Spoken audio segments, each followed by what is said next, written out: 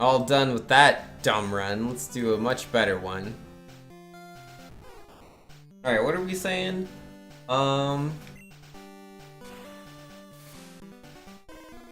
Okay, yeah, no, I'm caught up with everything except for Pyro's been playing Mercenary Kings. Mercenary Kings? I'm gonna look that up. Mercenary Kings. What is that? That's on Steam. Oh wait, I think I've seen this before. Yeah, the art looks familiar. Game's asking me how old I am. I was born in 1954, the 1st of January. I know why it asks. I'm logged into Steam. It should be able to tell. No, I don't think I've seen this before. Wait, no. No. I've played this. I've played this game. That's right. My friend Kentre, he plays a lot of indie games. He brought this game over once and we played it together. We didn't make it super far. I can't remember how far we made it, but then we just moved on to a different game because we got bored. It's a fun game. I do like it, but I don't know. Something was like stopping us from enjoying it. I can't remember what it was. Something was getting in the way. We swapped to a different game and we were having... Oh yeah, that's right. We switched to Spelunky. Spelunky was way more fun. Oh man, I got addicted to Spelunky. I was playing that game like every day. So good. Yeah, Mercenary Kings was fun too. It's not as fun as Spelunky.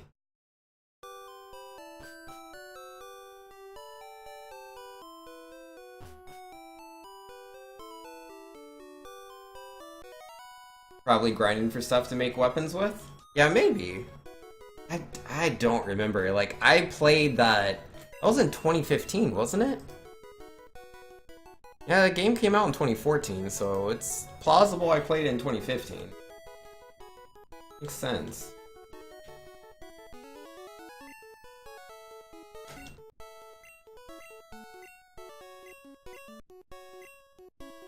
Yeah, man, I do like indie games. I plan on playing more indie games on stream soon.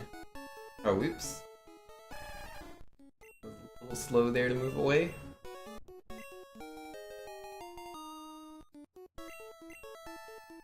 Alright, yeah, let's name Squirtle I. I don't know, maybe I'll do that tomorrow. Maybe instead of doing some, like, Pokemon speedruns, I can do some other speedruns. Or just play more indie games. Yeah, there's a couple of indie games that are on my list, isn't there? Let's see. Indie games. Yeah, there's Shantae Half Genie Hero. I want to play that one. And then what else is on there? The Azure Striker Pack. I want to play that. Fury? Yeah, I want to play Fury. Celeste? Oh yeah, Celeste! I should really play that. What were other indie games? Oh yeah, Shovel Knight! I haven't played, what is it? Not Plague of Shadows, right? Plague of Shadows is Plague Knight. Spectre Knights. Whatever his thing is called. I haven't played... Spectre Torment. I haven't played that one. And then there's Ikaruga, which I kind of just want to play. Not really an indie game. Getting Over It with Bennett Foddy? I don't know what that is. Into the Breach? Oh yeah, Into the Breach! That's a cool indie game as well. Not really one I think I would speedrun though. Crosscode, I don't think I would speedrun that one either. Like, when I think speedrunning, I'm thinking more platformers. I mean, I know I'm speedrunning an RPG right now, but platformers are so much easier to naturally speedrun IMO. Pokemon takes so much learning. A lot of knowledge you need. Battle Chef Brigade. I don't really know that game too well. Oh, it's Iconoclast not on my list. I thought someone had donated for Iconoclast. I guess not. I could have sworn someone did. Still need to play Celeste as well, Pyro? Yo, we'll get in there, man. We'll play that Celeste. It'll happen. Got to, man. Got to. Oh, whoops. Let's actually move forward, yeah?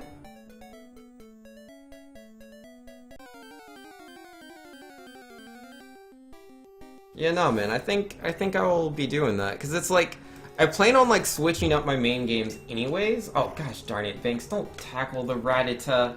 You know, let's go ahead and reset. Whatever. I know it says no resets. Let me update the title. No resets unless I feel like it. There we go. That's a better title. No resets unless I feel like it. Very, very good title. Yeah, there's just so many good games right now, man. I need to get in on that. No resets unless resets. Exactly. Yo, is there like an indie title? Oh yeah, there's an indie tag on Steam. Are there any like really good indie games I'm not playing right now that I should be playing? New and trendy, huh? Take a look at that in a second. Yeah, there's a lot of nothing I typically do in Pokemon. Let's see, Summer Rain, never heard of it. Some sort of turn-based game? Looks weird. Musu? What's that? That's not that Pokemon wannabe game with a lot of, like, girls in it, is it? I think it is. I wouldn't play that. Yeah, that's not family friendly. Yo, Freedom Planet? Oh, yo, Freedom Planet! Cause yeah, they're gonna have a second one soon, aren't they? Yo, Super BP's in here. What's up, Super BP? How you doing, good sir? Yo, Freedom Planet. I used to play the first one. I never did a speedrun of it or anything, but I used to play that game all the time. Freedom Planet, a game Sonic forgot how to beat. Well, until Mania came out, for sure. Yeah, Freedom Planet, oh my goodness. I mean, it's definitely different. It's more combat-oriented than Sonic is. It's like, it's got influence from Gunstar Heroes, which I never played, but, you know, I've written enough articles about Freedom Planet and read enough interviews, so, like, I know it's there.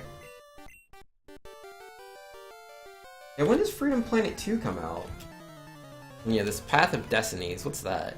Apparently it's free. Oh, he's already got a link. I'll just click on that. Oh, whoops, I didn't tail whip turn 1. Gosh darn it.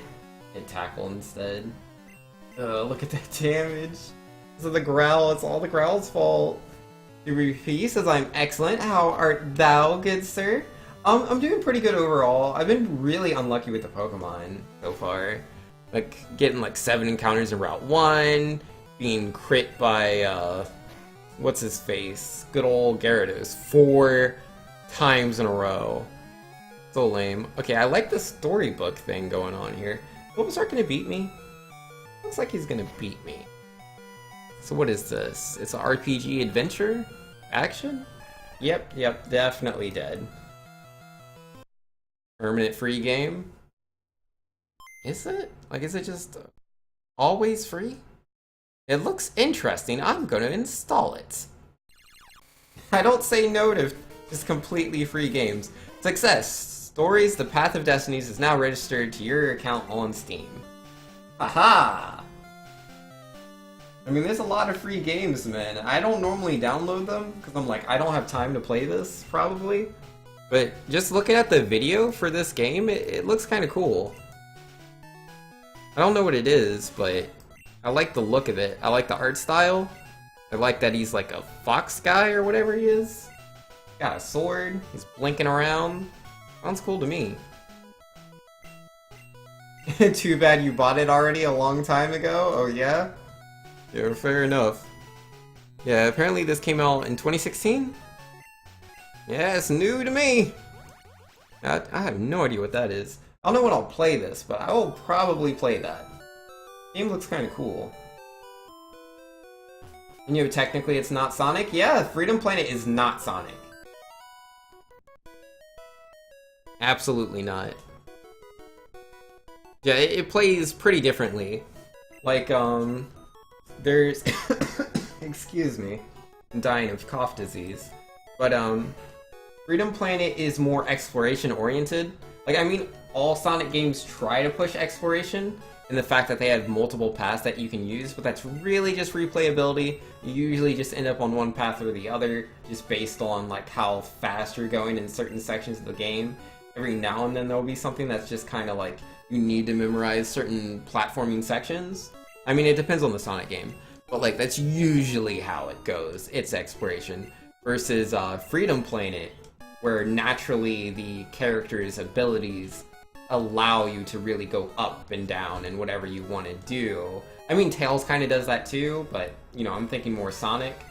Versus Lilac. Because, yeah, Lilac, she can just do that dash thing. And so naturally, you're going to see things. And there's so many more power-ups. You have, like, the health system in Freedom Planet. Like, you can actually take multiple hits. There's a combat system. She has so many mobility options, just thinking of her attacks now. Like, I forgot about that. And yeah, Carol can like wall kick, I think? I think Carol can wall kick, but it's been a little bit since I've played. Yeah, Carol was the cat girl. I like the cat girl, she did the Chun-Li kick. No, Pyro says, I wouldn't call it an RPG, but whatever. There's some skill ups involved, just not tied in with some bothersome grinding system like experience. Okay, okay. Yeah, I mean, I just said RPG because it says RPG on the tag. Like, I don't know what the game is, I'm just looking at the pictures. Pretty pictures. Yeah, there we go. Finally a decent Bulbasaur fight. Jeez. Bulbasaur's been kicking my butt, man. And yeah, there's yeah, Freedom Planet has mid-bosses and then boss-bosses, doesn't it? The blurb says it too? Oh, okay. Yeah, no, man. People use RPG for, like, everything nowadays. Like, what? Does your HP increase throughout the game? Well, that's an RPG right there, buddy. That's an RPG. It's like, but just because your health increases. Like, nah, man. That's an RPG. Your stats go up. Your stats go up in Call of Duty, dude. Nobody calls that an RPG. Oh, rip. Thought that tackle was gonna be it.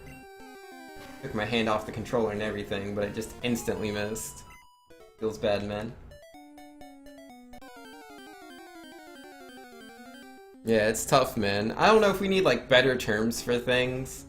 Because, like, when I say RPG, I generally mean a traditional turn-based JRPG. That's what I mean. And, like, I still consider some games to be RPGs, even if they aren't turn-based. Like, what is it? Like, trying to think of a good example. Like, Kingdom Hearts. I consider Kingdom Hearts an action RPG. But then, you know, people are like, well, what's an RPG? What's an action RPG then? But Call of Duty is the greatest RPG? I mean, obviously. Pyro says, my biggest gripe about Freedom Planet is that the music isn't very memorable. Like, I would counter your argument, Pyro, but I don't remember any of the music, so I can't really counter that stance there. I mean, to be fair, my memory is garbage, but I definitely don't remember any of the music. I should give the OST another listen to and see if there's anything I pick up on.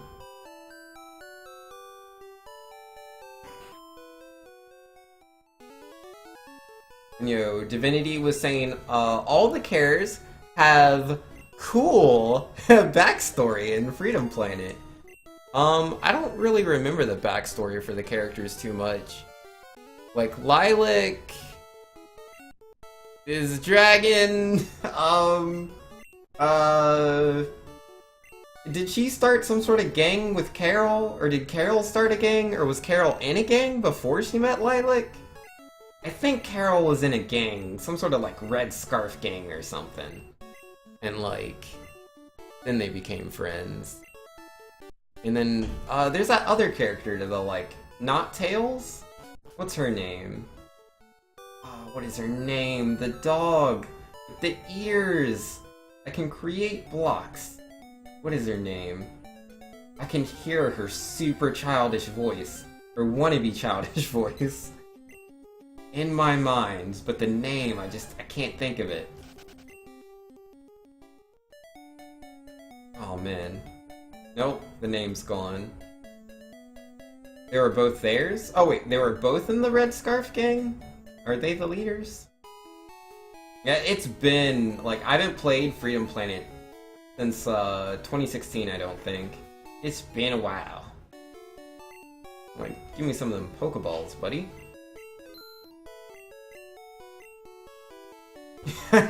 Prize says, you can't counter my point, but then you can't remember the music, proving the point instead. Yeah, that's the problem, right? It's like, because, like, I want to say, like, it had good music. I want to say that. That's not where you split things. I want to say it had good music, but I don't remember it. And that's, like, your whole point, is that the music's, you know, unmemorable, so... Yeah. Yeah, but I mean, I'm not good for that kind of thing, man. I can't remember what I had for breakfast today, let alone music from a game I haven't played since 2016. I mean, I guess it depends on, like, what you call, like, memorable, right? Alright, let me catch this Nidoran real quick and I will pontificate a bit more. Are we good? Yeah, we're good. Alright, so I was saying, like, when it comes to memorable music, like, yes, I know, like, pretty much all the music in Undertale. Like, I can list almost all of it by name. Just because it's, like, extremely memorable. And then you have, like, Sonic Mania music.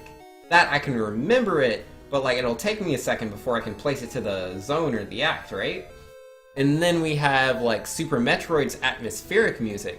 I cannot tell you where that music's played, I can't really hum it, but, like, I can think of it, and, like, I know what it is. Like, if I heard it, I would know it's Super Metroid. Versus Freedom Planet, like, right now, man, I got nothing. But, you know, I think, you know, it's probably on the Super Metroid level. Maybe? Yeah, I don't know, I don't remember.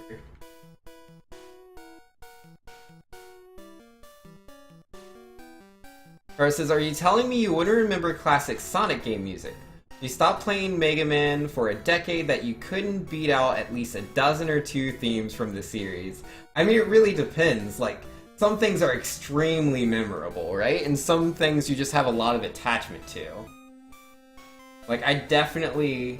There's some music that I would say is memorable from, like, certain animes that I've watched, but it's just because I've heard the music so many times. Versus, like, the music was so good that, like, I listened to it one time and then, like, it captivated me.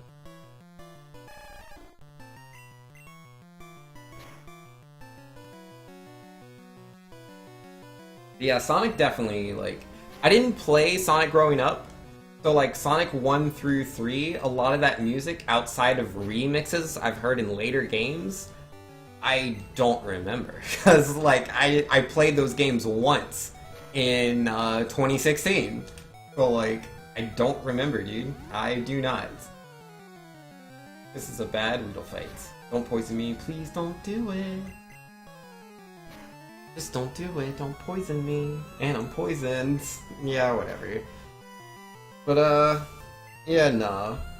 Like, I don't think it's fair, you know? Like, someone can play, like, BlazBlue all the time and be like, yeah, Ragna's theme is, like, super memorable. And I mean, yeah, I think Ragna's theme is kind of good, but it's like, you're mostly just gonna remember that because you played it all the time. Like, oh, another great example, Marvel vs. Capcom 2, right? Like, the music for, character selection is just, like, I'm gonna take you for a ride. They just say that over and over and over again. I'm gonna take you for a ride. It's like, that's not really music. It's just this one thing on a loop, but you hear it over and over and over again. So if you ask people if they remember the music in Marvel vs. Capcom 2, the answer is going to be yes. But, you know, the implication of saying that music is memorable is that it's good, but that's not necessarily the case. BlazBlue isn't a fighting game, right? No, BlazBlue is definitely a fighting game. BlazBlue is made by Arc Systems, the same people that did... What is it? They did Persona 4 Arena, which was a fighting game for the Persona series. I didn't switch my Pokemon, did I? I forgot. But yeah, they did Persona 4 Arena, they do Guilty Gear, they did the Dragon Ball FighterZ game that came out recently. Yeah, all those fighters are all done by Arc Systems. Gosh darn, I forgot to switch my Pokemon, man. Feels real bad. There's a defense curl, not a big deal. Yeah, I lost like, what, like 15 seconds there? Yeah, that Weedle fight wasn't gentle. It was not gentle in the slightest. Nurse says, hold on, are you implying MVC2 character select loop is the most perfect song in the world? I mean, like, personally, I'm a huge Marvel fan.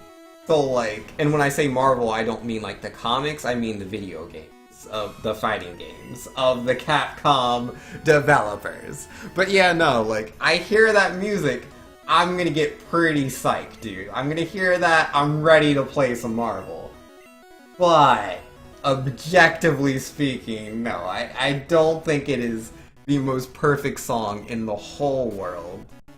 But,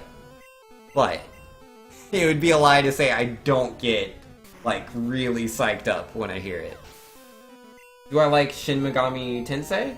I've never played any of the Shin Megami Tensei games. I've also never played any of the Persona RPGs. I've only played Persona 4 Arena, the fighting game.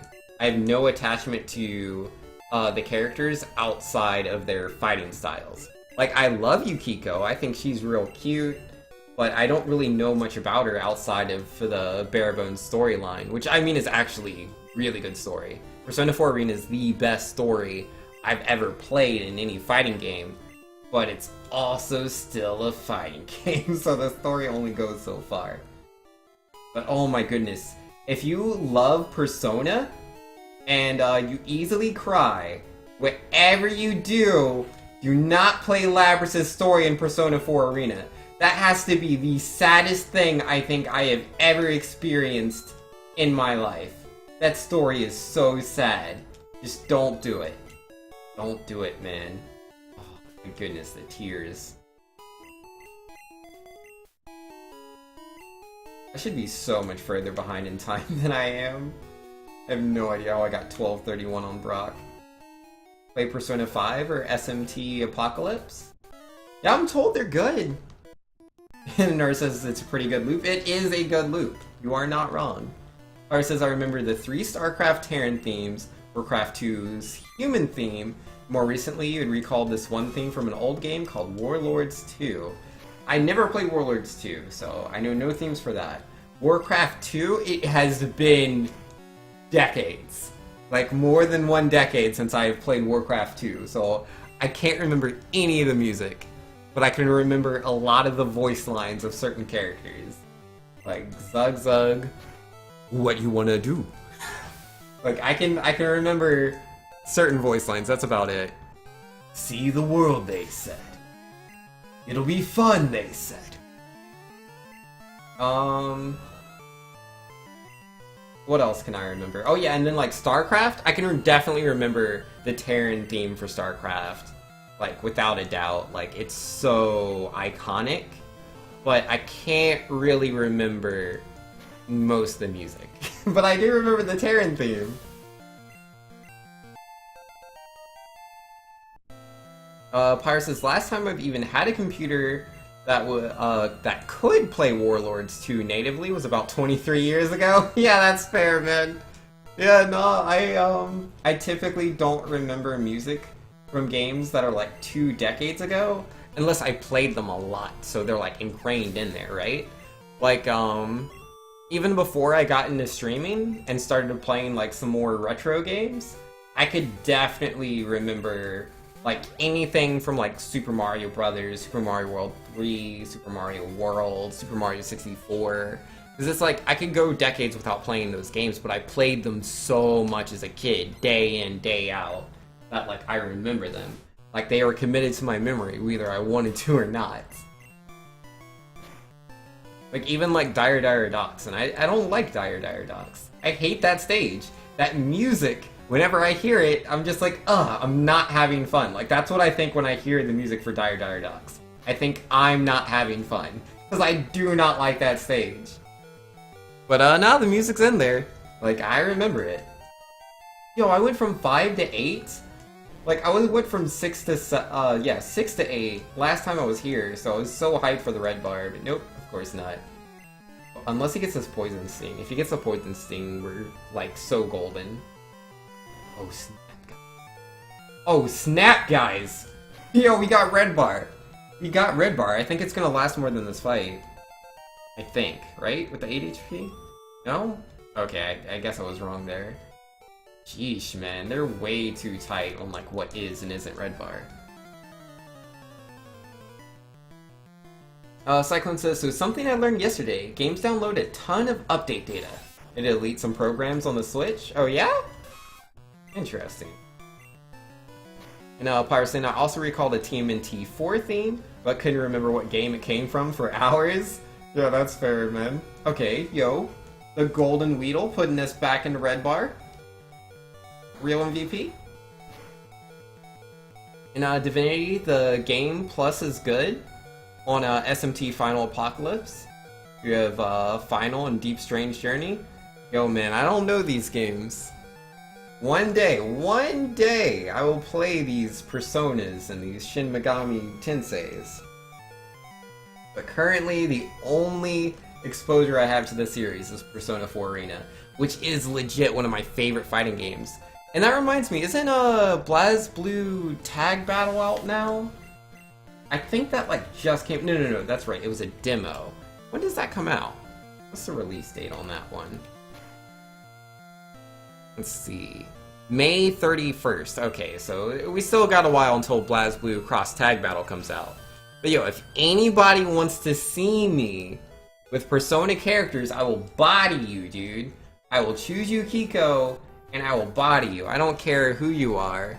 If you're Yu, Narumaki, or what are the other characters? Oh, what's the guy with the chair? Oh, how can I not remember his name? I know there's like Teddy. Teddy's like the bear dude. I can't remember any of their names at the moment. Let's scroll on the characters. What do we got? Alright, here we go. Yu, Yosuke, Chi, Yukiko, Kanji, Aegis, and Naoto. Yeah, no, you can play any of those characters. I will body you with Yukiko. I won't body you, Cyclone, because you won't play? Well, I mean, that's what I just said. Like, if you play me, I will body you. But if you don't play me, then it is what it is. Not everyone was meant to challenge. Great thanks. Is that a Jigglypuff? Oh boy. Having a pretty good Route 3 here with the red bar. Let me slow you down there, good sir. Open beta's out today. You've been playing all day? Oh yeah, Nura? Yo, nice. I didn't realize it was an open beta. I thought it was just like, oh wait, no, Horn Attack still beats a level 8 Spearow, doesn't it? Gosh darn it, I'll never know it was a critical hit. You would have died either way. That's what I'll tell myself. Yeah, I should have just gone for the tackle. Like, he was level 8, so I was like, maybe, but no, I think I would have knocked him out, even if it wasn't a crit. I'm pretty sure. Could have tackled there. Yeah, I don't think the crit would have knocked him out on the tackle. Should play Persona 3, it's the easiest Persona. I mean, I don't really mind if it's like easy or hard, it just has to be interesting. Like, I prefer RPGs that have a lot of, you know, customization and unique choices to make in battle where you have to think about a lot of things. I'm not as into grinding RPGs where it's just like, you know, you just need the higher level armor and you need to have your higher level spells, or, you know, your stats just aren't high enough. I don't like that as much. Yeah, I only lost 11 seconds there. That is pretty fortuitous. Pretty fortuitous. Could have been way worse. But yeah, no double Jiggly Cyclone. No, sir. Oh, Splatoon 2? Yeah, now Splatoon 2. That game is all over with them updates. Like, I have Mighty Gunvolt Burst and, what's that other Inti Creates game? Well, I mean, it's not theirs, but they developed it. with their IP. Blaster Master Zero, there we go. Yeah, Blaster Master Zero, and like those games have so many updates, but they don't really take up that much space. Splatoon's much bigger game. Oh, big. SMT related games certainly have a lot to think about. Well, that's good. It's more school-like anime? Yeah. I mean, I've seen a little bit of the story of Persona through Arena. And there's this beta team, you're so far as Wace and Chi. Oh yeah, that's right! You play as 2 characters, dude! I didn't even think about that. All I thought about was the fact that I got to play as Yukiko. Yo, dude, I'm gonna Yukiko Kanji. Yo, those 2 characters couldn't be any further apart. Yukiko, because, you know, she's got, like, she's super good at zoning. And then Kanji, who's all about just staying in close range and has, like, no zoning potential whatsoever. Oh my goodness. I wonder what they're, like, because I don't know what the mechanics of this game are. I don't know how, like, assists work or, like, switching between characters, how any of that stuff works.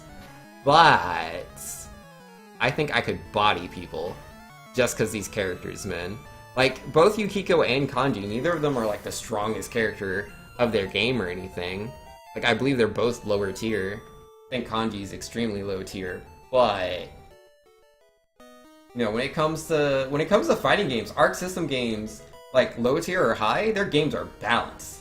Those games are really well balanced, so you can use a bottom tier character and definitely pop some people.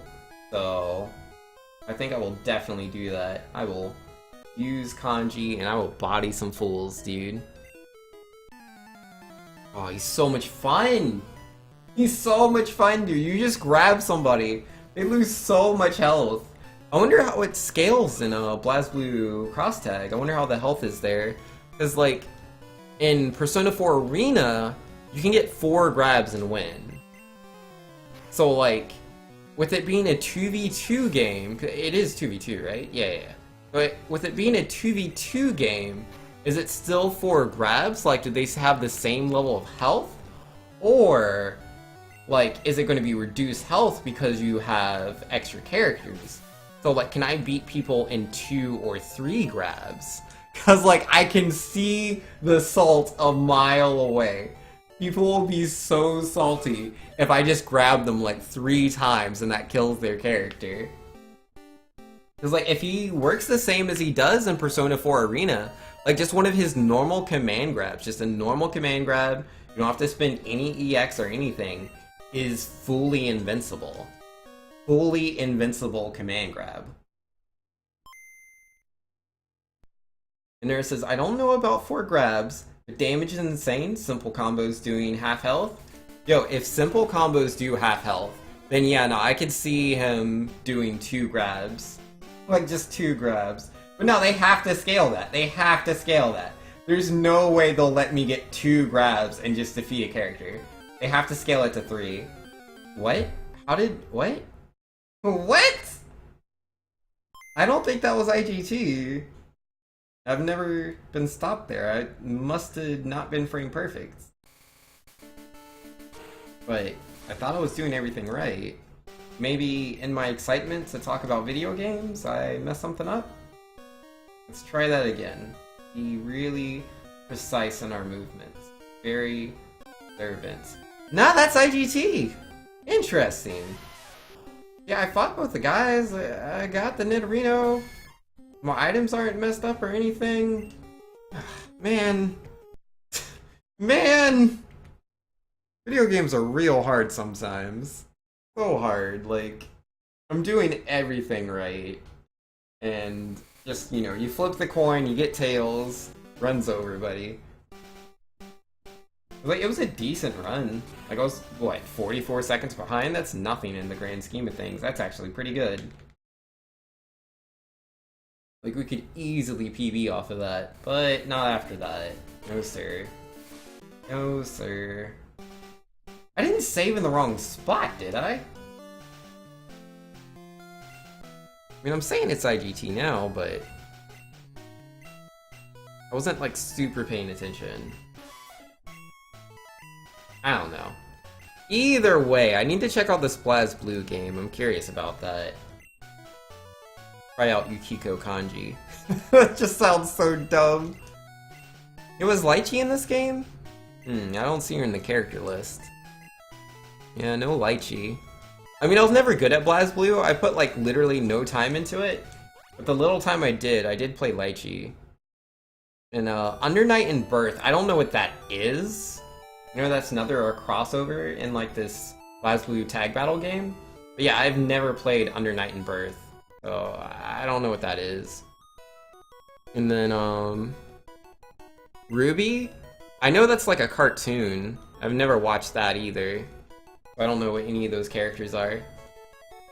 But I don't care, like, when I got Persona 4 Arena for the first time, I didn't get it because, like, oh boy, man, I sure do love me some Persona. And nah, I got it because, like, I played it at a fighting game tournament. There was a guy showing the game off before it came out. I don't know how he got his hands on the game, but he did. And yeah, he was showing it off, and I was like, wow, this is a really solid fighting game.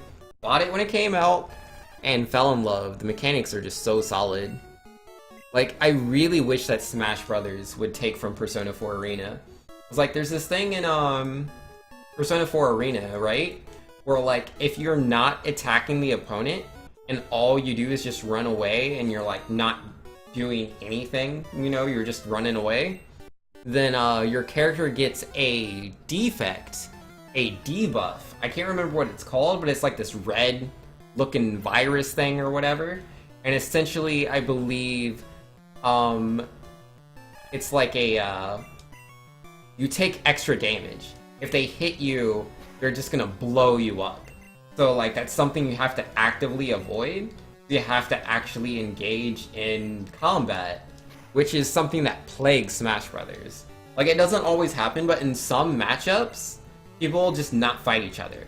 And that can just go on for minutes, which is just so uninteresting and so boring.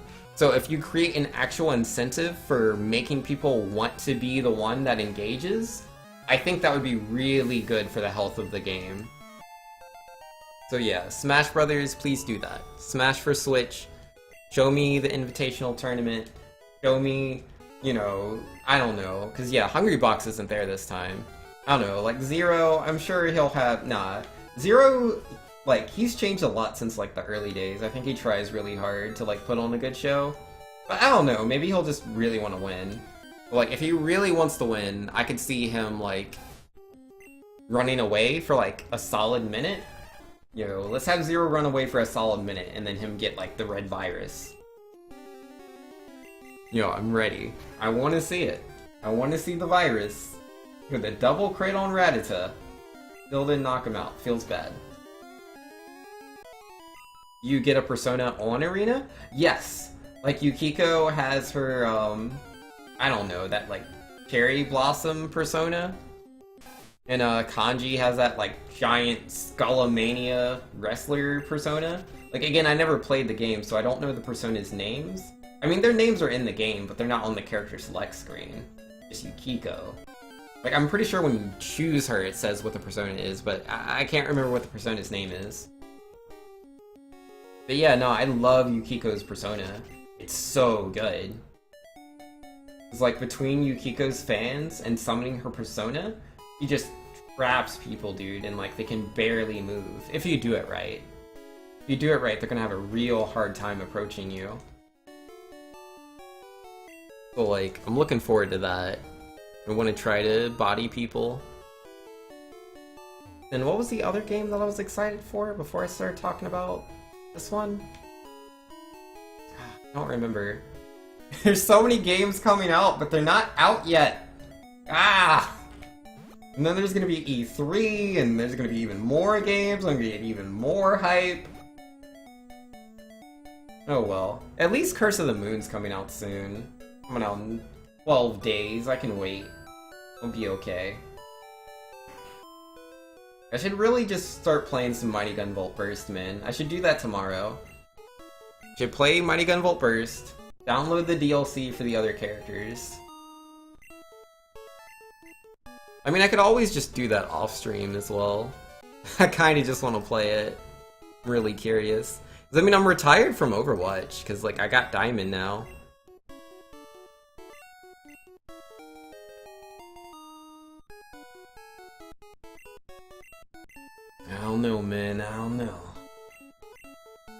yeah, Freedom Planet 2, that's right. When does that come out? 'Cause yeah, there's the panda girl in that one, right? There's a new playable character. Freedom Planet 2, when does it come out? There's a Steam page. Maybe the Steam page will tell me something. To be determined. Man! What kind of release date is that? To be determined.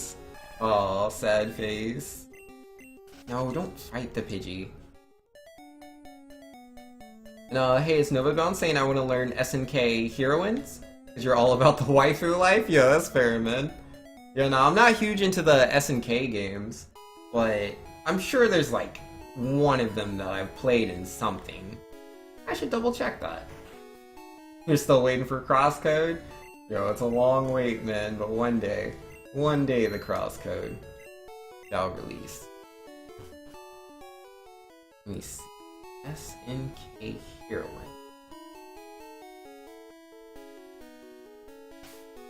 Did he get into the spot? If he got into the spot, my manip's not gonna work. I don't know if that counts.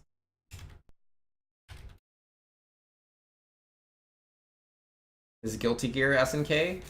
There were some SNK games on Guilty Gear, yes. Or wait, I'm thinking Game Gear. No, Guilty Gear is not SNK, no. That's Arc Systems.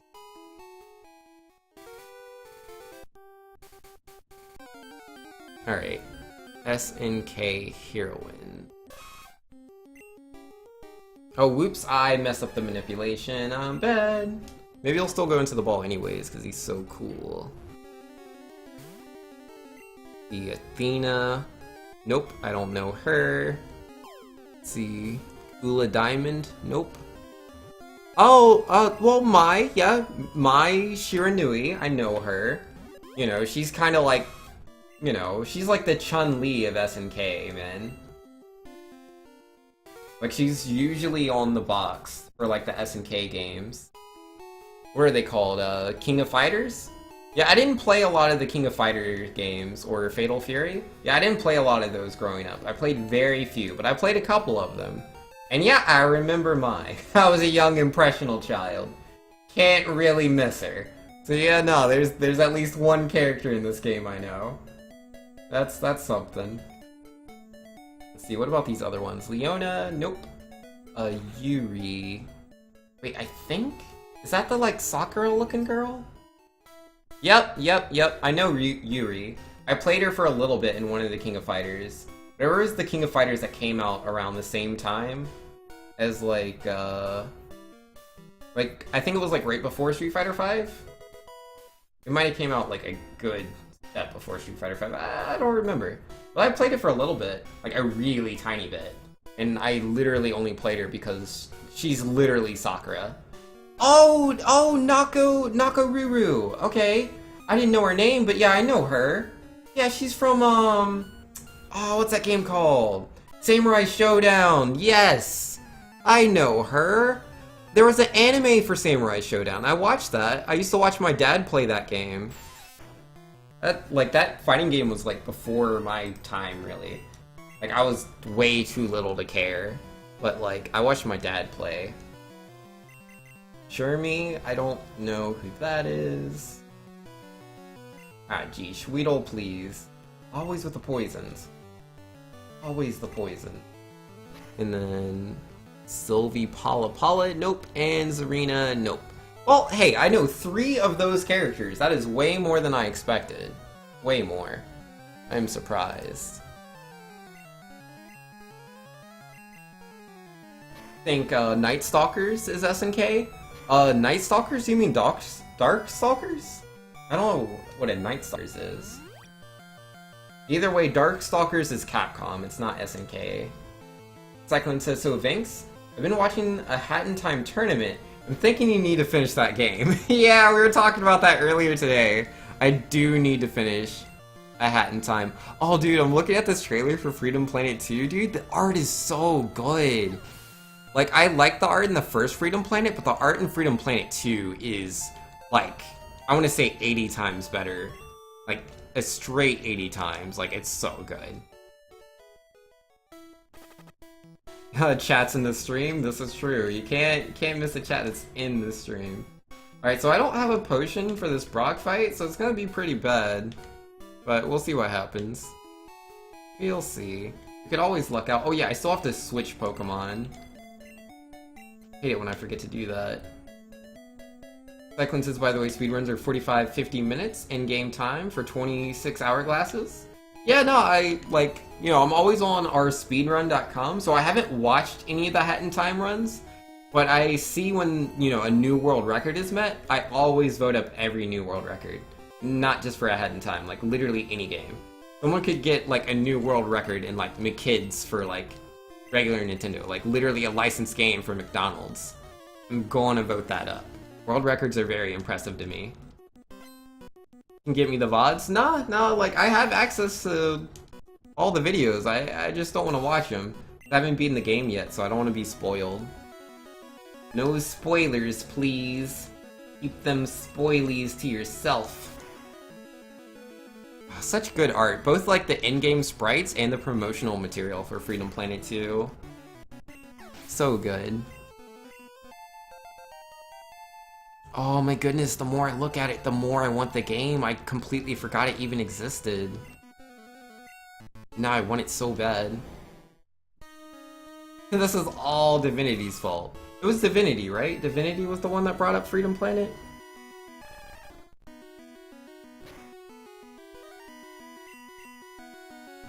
Yeah, they did sharpen up the graphics a bit. That is nice. They had a lot more time to do it though. Oh yeah, for sure. Ooh, am I dead? I'm dead. Gosh darn it, man. Today is just not a day for Pokemon. It's just not. Like, I don't mind being slow here and there, but I want to not be fainted. Oh, you can take photos. There's like a screenshot tool in game. Yeah, I really love the new design for Lilac. I think she looks a lot better than how she did in the first one. And especially the dog girl? I can't remember her name. Divinity's saying, yeah. Oh, gosh darn it, what is her name? It's gotta be on this page somewhere.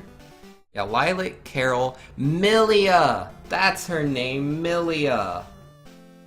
That's it. I forgot Milia. Yeah, Milia's design and art in Freedom Planet 2 looks really nice. And the Panda Girl's art looks pretty cool too. Nira? Apparently that's her name. Yeah, she's a new playable character. I played the demo a little bit. I didn't play it for very long. I liked what I saw. I just want the game to come out.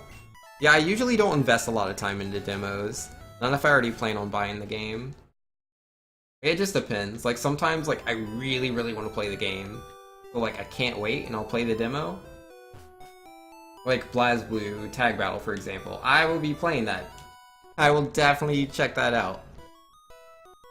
It's like, I'm still kind of, like, I really want to play it, but I'm also on the fence on if I'm going to buy it or not. Because I've been buying a lot of fighting games recently without playing them. Like, I bought Rivals of Aether. I barely played that. I bought Marvel vs. Capcom Infinite. Barely played that. I mean, I went to a couple of tournaments, so it's like, it did pay for itself. But I don't know, not the DLC. The DLC did not pay for itself. And then, what else? There's another fighting game. Oh yeah, Dragon Ball FighterZ. I bought that one too for like full price, like day 1 or day 2. And like, I barely played that one as well. Even though it's such a good game, I just don't have the time. I mean, I could make the time, but my priorities are elsewhere. Cyclone says, I took a clip from one final fight of something. The comms claim they never seen. I'll have to remember it after you beat the game. Yeah, if you can. We'll see. Also coming out soon, Bloodstained Ritual of the Night. Yo, man. Bloodstone is never coming out. Never. But there is that cursed one. We were talking about that earlier. Yeah, Bloodstained Curse of the Moon. The 8-bit one. Yeah, I'm all about that. I'm 100% down to play that. Yeah, that's coming out May 24th, dude. 12 days from now. I want to play Curse of the Moon. One Curse of the Moon, please. 'Cause it looks just like the, like, old school Castlevania, man. It looks just like it. Like you got a Simon Belmont dude. Looks like he plays just like Simon Belmont, only he has like, I don't know, he can like throw something down and has some sort of like ghost fire power. I don't know what's up with that. There's the girl too, and it looks like her weapon's also a whip. I don't know, it's weird because like the guy's supposed to have a sword, but that's a whip, isn't it? I mean, he's attacking in like all these angles. It looks like a whip to me. I don't know. Oh, okay, it actually does. It starts off really small. No, that is a sword. Oh yeah, he just has sub-weapons. He totally has a sword. Okay. Alright, Zangetsu, I see you now. Oh, you kickstarted it, Novabound? Yo, nice, man. Yeah, good stuff. I did not kickstart this game.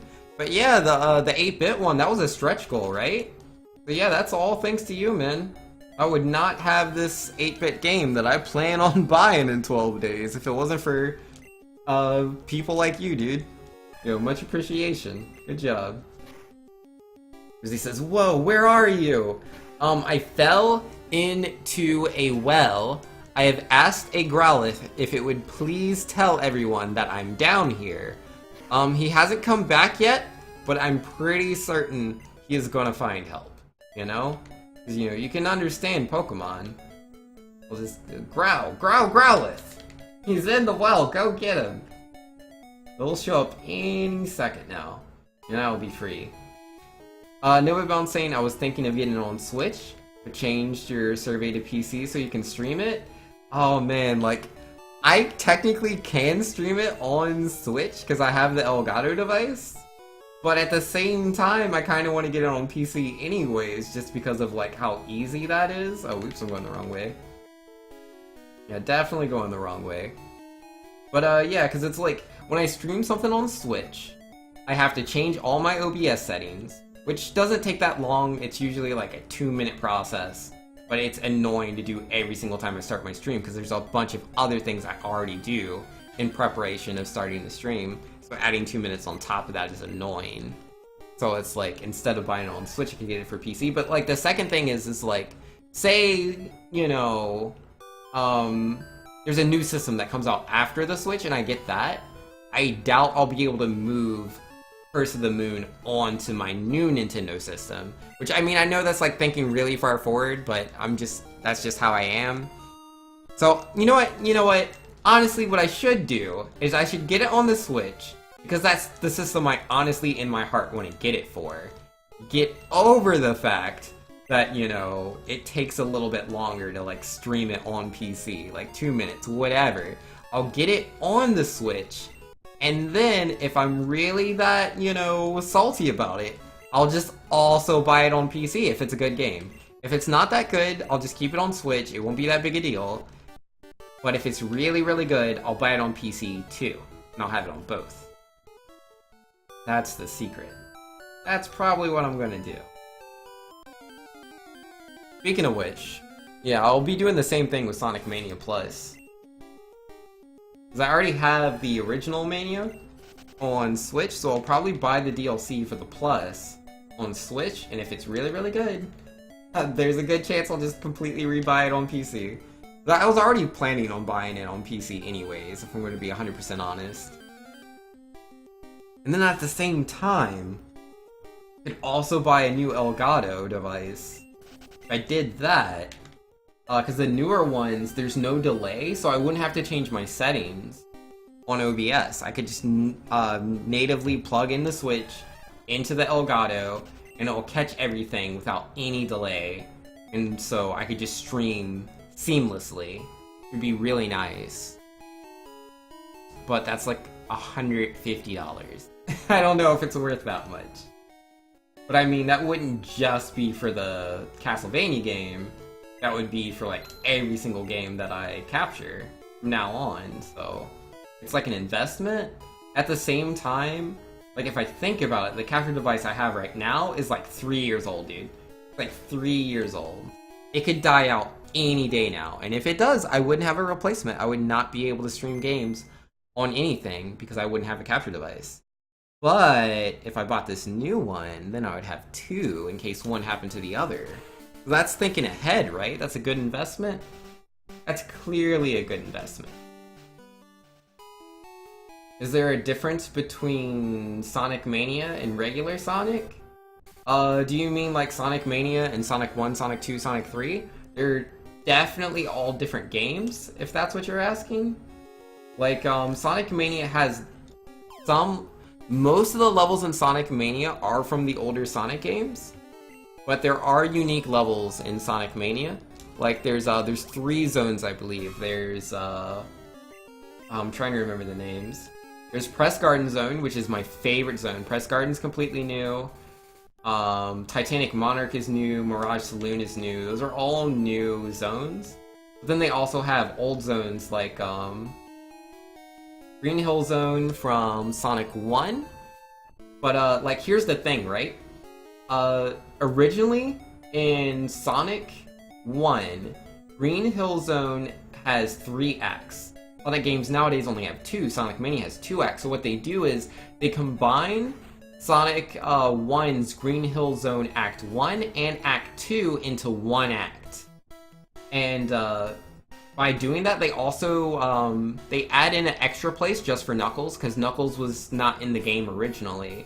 So Knuckles has his own section of Green Hill Zone Act 1. And then they also added a new top tier path, which is weird to say, but yeah, there's a top tier path in Green Hill Zone that didn't exist before.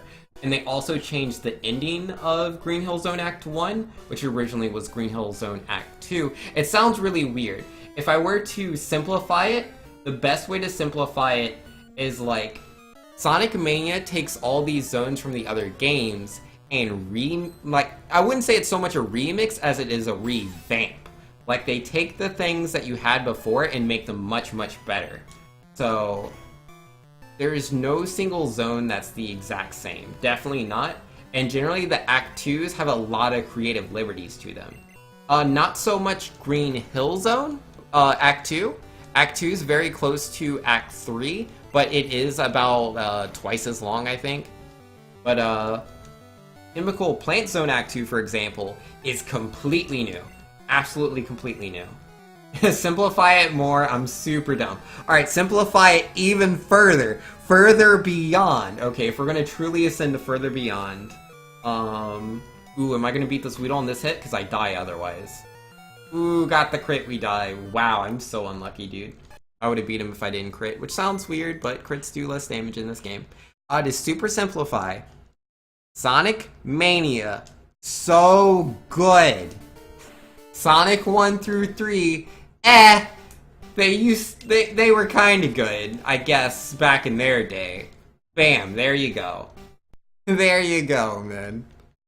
Sonic Mania, new game, 2 thumbs up. Please get Sonic Mania.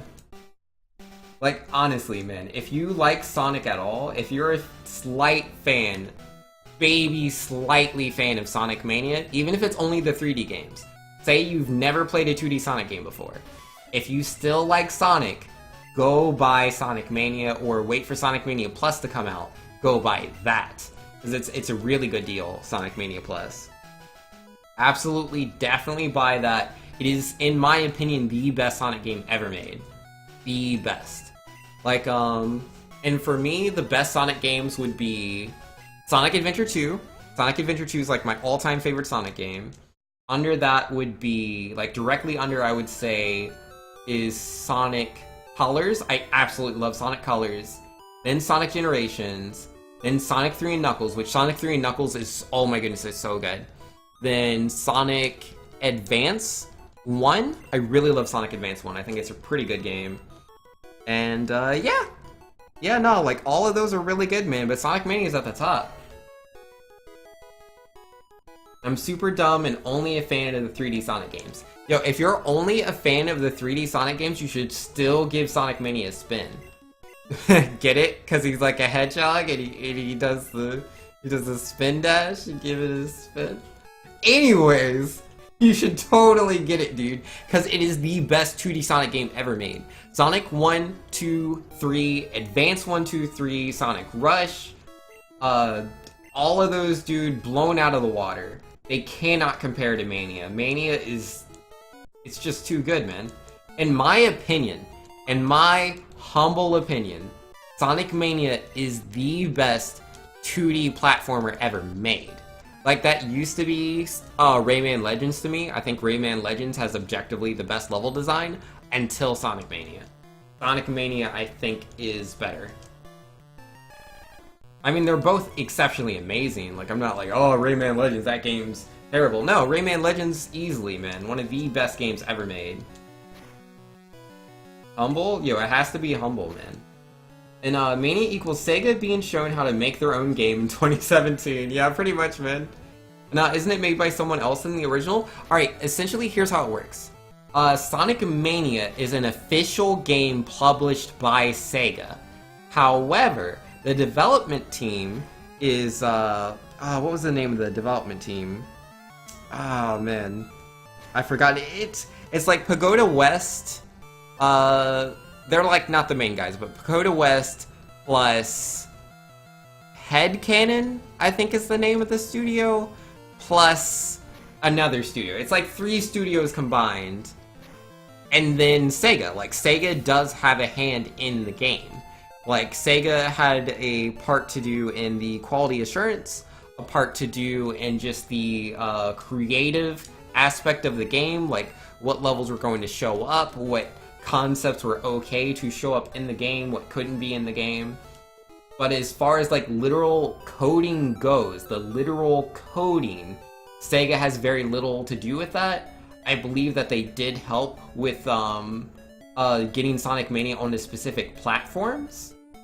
But as far as like the literal game engine goes, that is all the studio that Sega hired. Which, you know, is the same thing as like Sonic Boom. Like, people don't go, Sonic Boom's a game made by fans, because it's not. Sonic Boom was made by Big Red Button. And Big Red Button was, you know, hired by, or licensed by, whatever phrase you want to use. And they were hired by Sega to make Sonic Boom. Terrible game, but yeah, it's a Sega game, it's an official game. Same thing as Sonic Mania. Sonic Mania was not made by Sonic Team? Well, not exclusively. Technically, Sonic Mania was, you know, like, Sonic Team had some influence, but Pyro is right, they didn't make it. Like, not exactly. They had a very small part in the you know, creation of that game. They did have a part, it's just very small. Like, as far as, like, you know, the literal, like, exact placement of objects for each level, like the hardcore level design, that's all, you know, the Sonic Mania team. Which, oh my goodness, I need to look up their names. I'm so mad I don't remember them right now.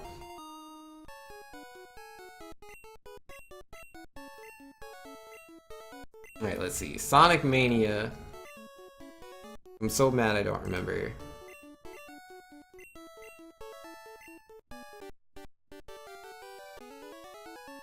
Alright. Development. I'm sure they'll put all the names right there. Yeah, led by Australian programmer Christian Taxman Whitehead. Yeah, good old Christian Whitehead. Taxman. But, like, isn't he... I don't remember the name of the studios. Yeah, there's so much information there, it's hard to take it all in. Because I'm pretty sure it's like Headcanon or something. Meh. Meh, the information's out there. Better than Mario? Oh, for sure. Like, again, don't get it twisted, I love Mario games. Like, the best 2D Mario game... that's a good question. The best 2D Mario game, what would that be?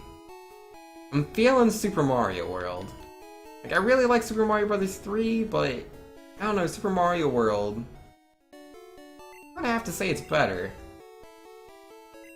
And then, like, the other 2D Mario games... Like, you got Super Mario Land 2, which is definitely a really good game, but it's pretty short, it's pretty easy, it's pretty simple. You have the new Super Mario Bros. Games, those are not my favorites. They're still good games, though, they just, there's too many of them, they got a bit repetitive. Super Mario World 2. Oh, you mean Yoshi's Island? Yeah, Yoshi's Island's a really good game. For sure. I love Yoshi's Island. But, yo man, Yoshi's Island, oh man, it's not in the same tier as Sonic Mania, not in my eyes. It just isn't. Neither is Super Mario World. Like, they're good games. They are really good games, but they're just not on Sonic Mania's level. The level design's just... It's just too good. It's just too good. Super Mario Brothers 2 for life? Yo, Super Mario Brothers 2 is probably my least favorite Mario game. Probably. Of the ones that I've played anyways. I haven't played those like dumb CDI games that, in my opinion, don't exist. These 0 encounters on Route 1? No, I had an encounter. Or, I didn't see when you said that, so... it might have been right when you said it. Sonic Generations also is not made by Sonic Team. Oh, was it not? I thought Generations was done by Sonic Team. Interesting. Yeah? No. I gotta look that up. Sonic Generations wasn't done by Sonic Team. Do you mean like the DS one? Yeah, I'm pretty sure the DS one was made by somebody else. Who was it? It was the same guys that did the advanced games, right? Oh, what was her name? Like Data East or something? No, not Data East. Man, don't remember.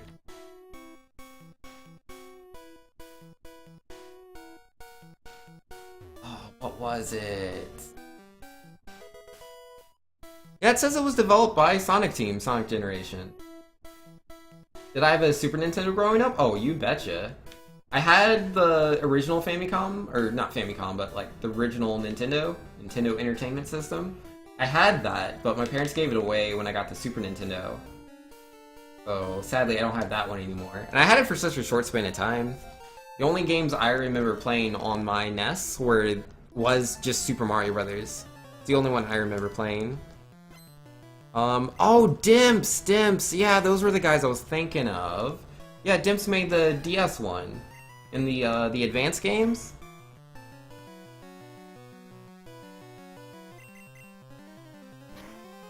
No, you actually have options in your playable characters?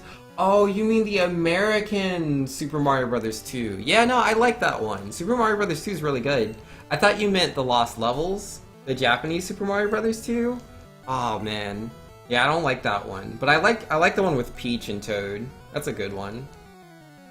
Like, I still think, like, if I were to, like, tier the 2D Super Mario games, like, it'd be Super Mario World at the very top, and then behind Super Mario World would be, like, Super Mario Brothers 3, then Super Mario Brothers 1, then New Super Mario Brothers Wii, then Super Mario Brothers 2.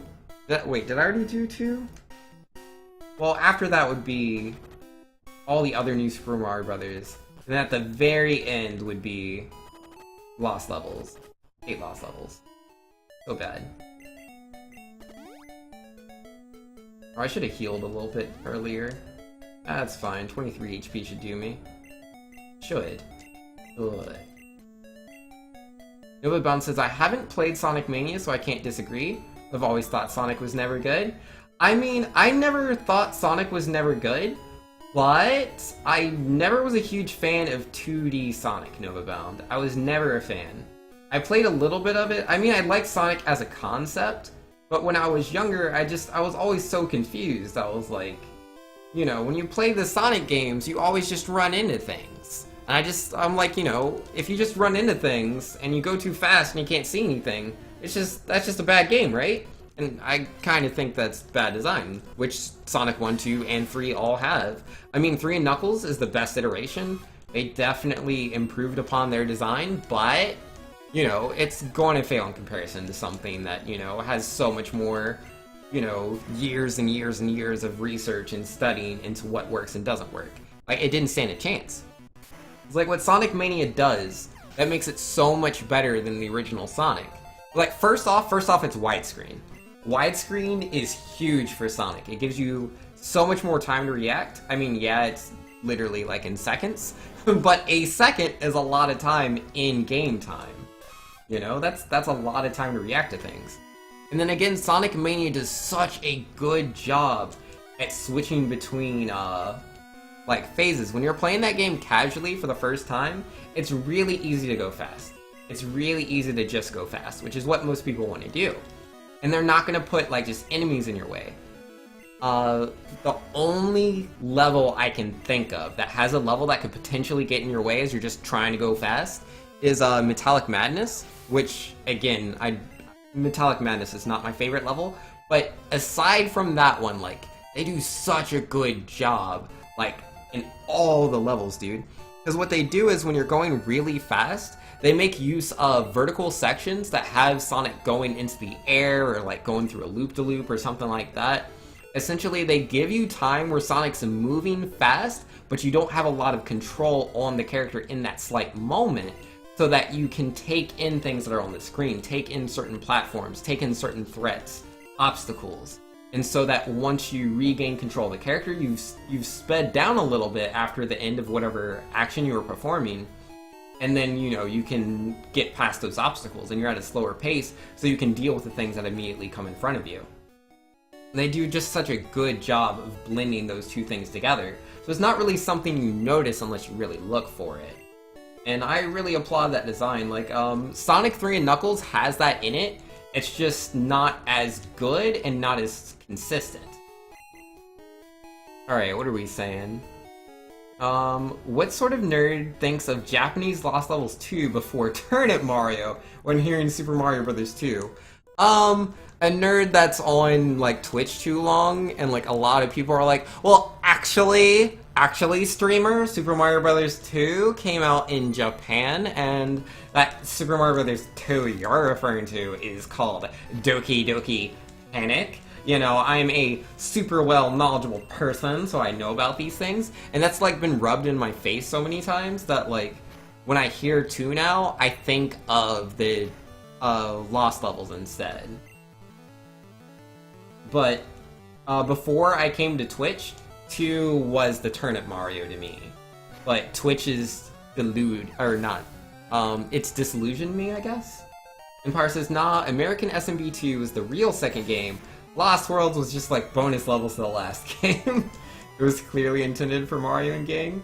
Does you mean they kept all of the game's properties ever since? Yeah, which is cool, man. Like, I love Bob-ombs. I love Shy Guys. Those guys are sweet, dude. I mean, we don't have, like, the birds, the albatross or whatever they were called, the red birds. Not there anymore. Luigi's still slidey, Peach still floats, Toad is still Toad.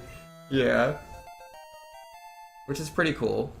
And Nova Bound says, I never got used to the slow as molasses momentum, and agreeing with having a character all about going fast with tons of way to completely stop flow of the game, never fun for you? Yeah, that's the thing, right? Because, like, it's so off-putting, right? When you're trying to control Sonic. Like, if you go back to, like, Sonic 1 is so slow. Like, his natural speed is just, oh, it's ridiculous. And, like, there's slight slopes, right? And this is before you have the spin dash, because they didn't come up with the spin dash until they realized people were having trouble with this. But, like, there's slopes in Sonic 1 where, like, if you don't approach them with the right speed, you cannot go up these slopes. And so, like, you have to back all the way up. You can't back up a little bit. If you back up a little bit, try to go up the slope, you'll still, like, you can't make it up. You have to back up a pretty good distance, and then Sonic can go up there.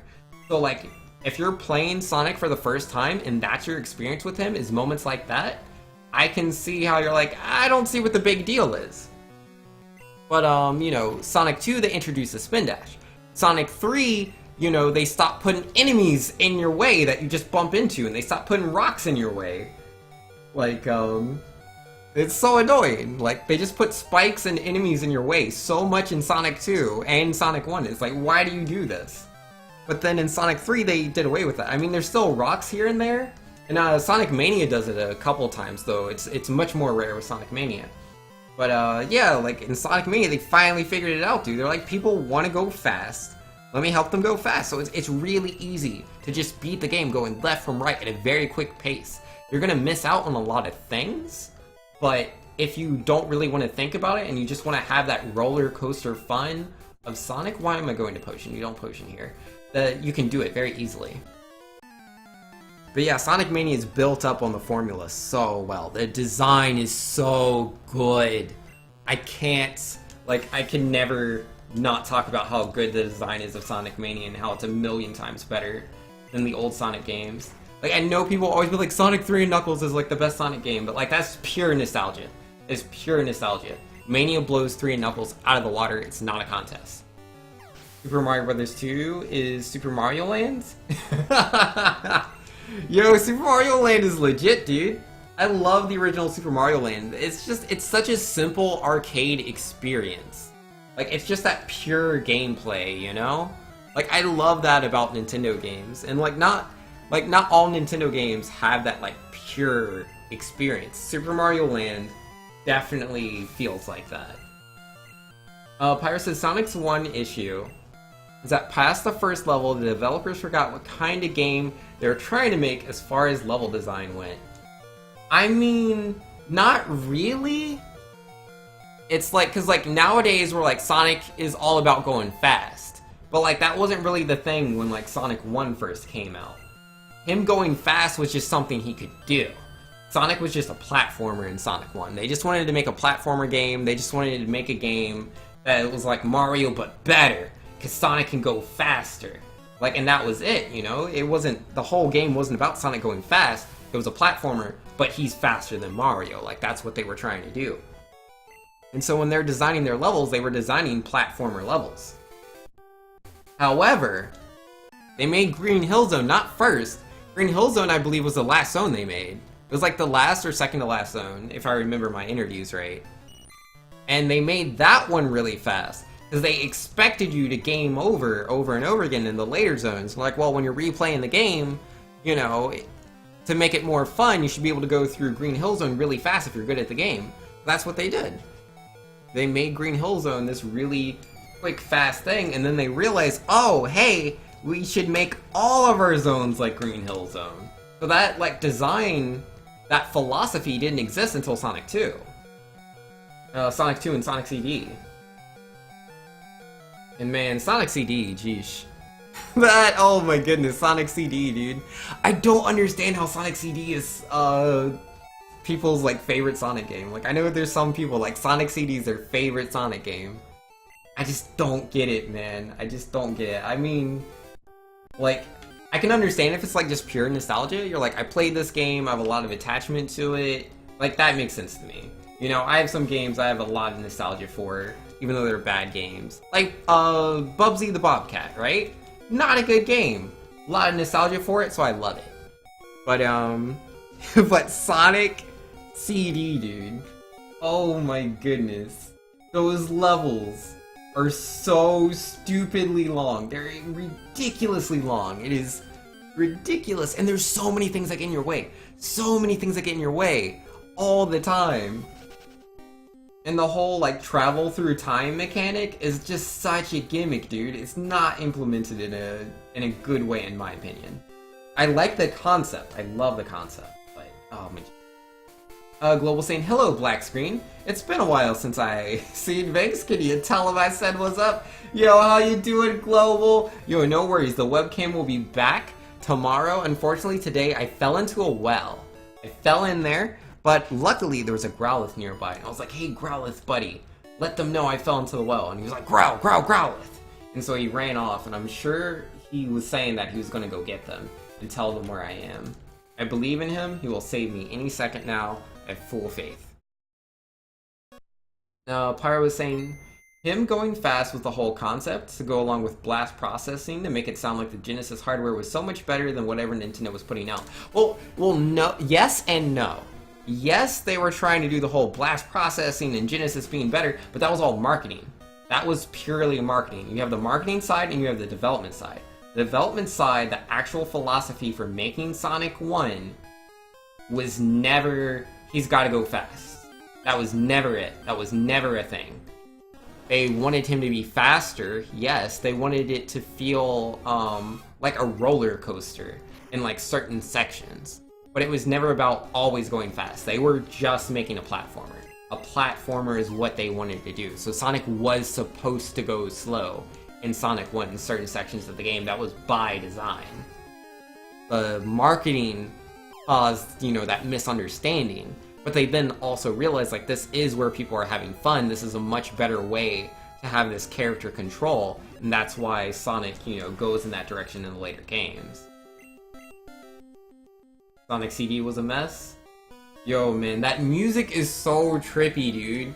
That music bothers me. The music in that game legit bothers me. Like, for real though, the first level, like the whatever Paradise, dude, the future version of that music is lit. It is so amazing.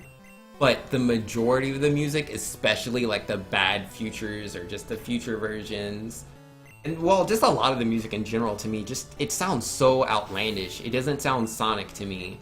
It sounds like some sort of weird sci-fi game that people would have made in like, well, yeah, the 90s. Some sci-fi game in the 90s, dude. It doesn't sound like Sonic.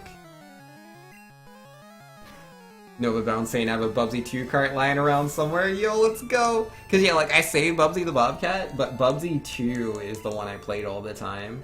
Like, I played Bubsy 1 a little bit, but I played Bubsy 2 a lot.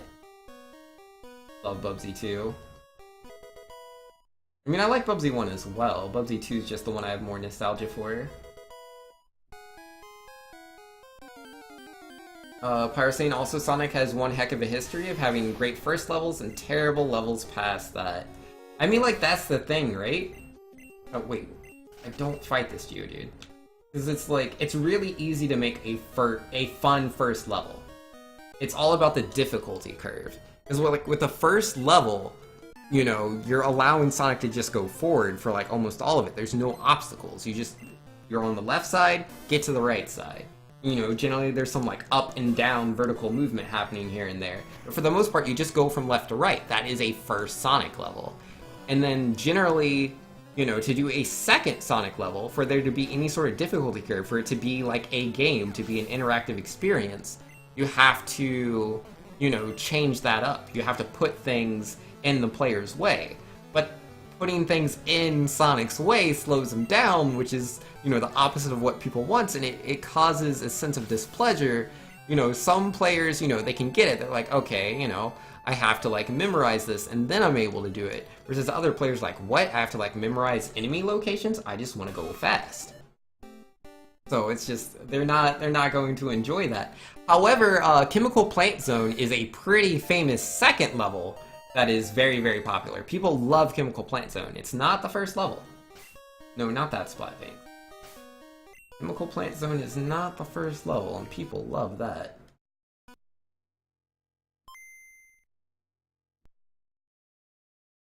And let's see, Pyro says, oh yeah, Bean Jr. was saying, oh wait, I missed Pyro first. The only Sonic CD song I want to remember is,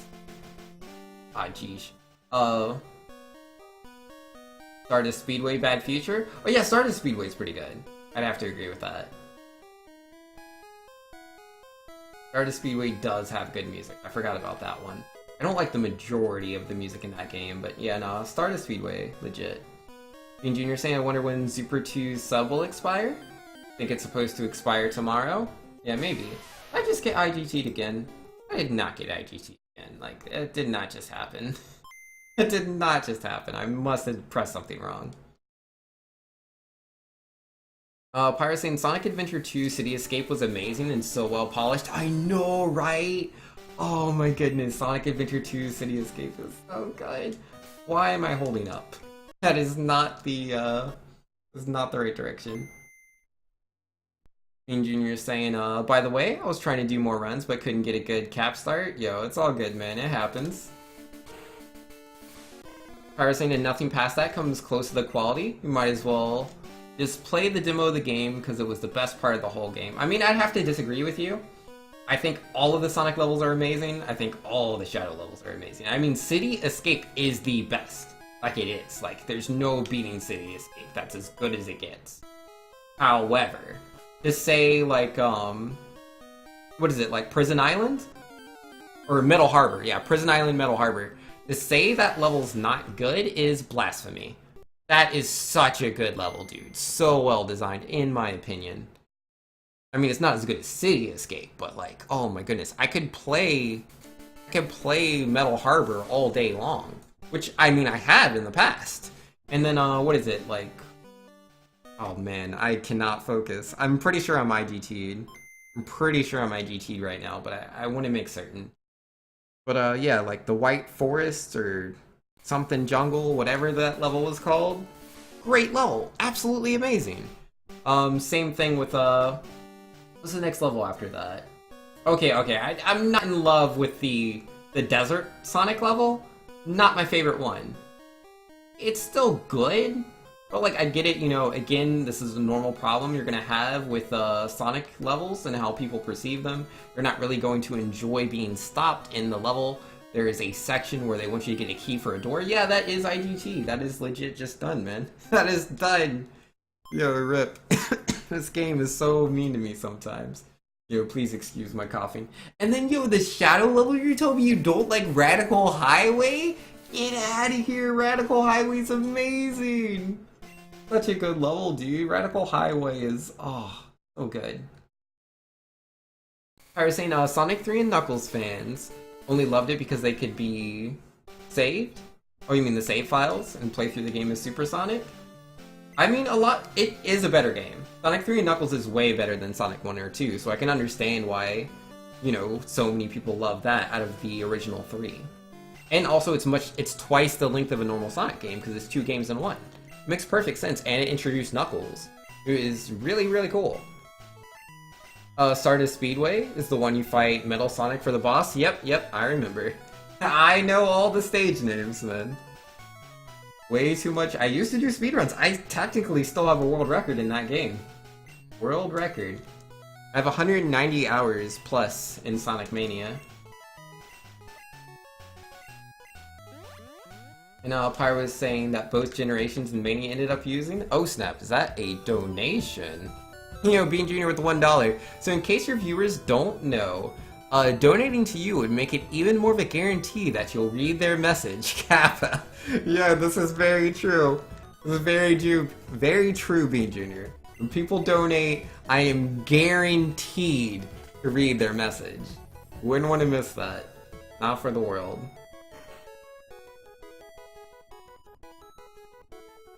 I finally read your message? Yeah, sorry, man.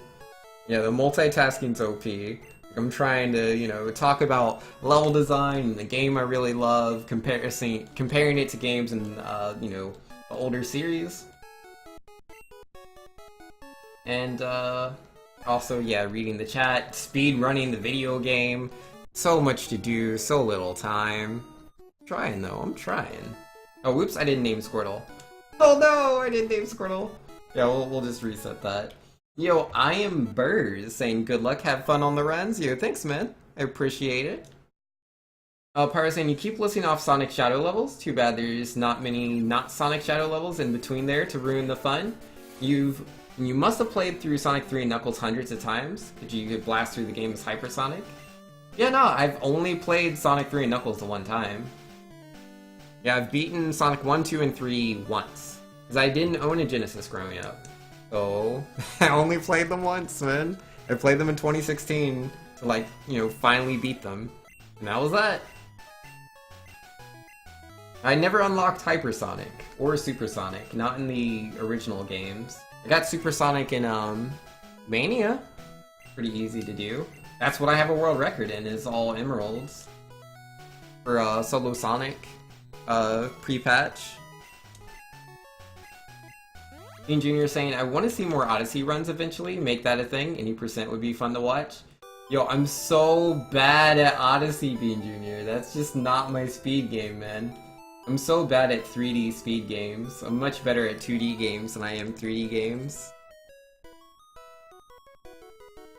But yeah, no, Pyro, to reiterate on, like, the point about, Sonic Adventure 2 and how much I love the levels in that game, besides just, the first one.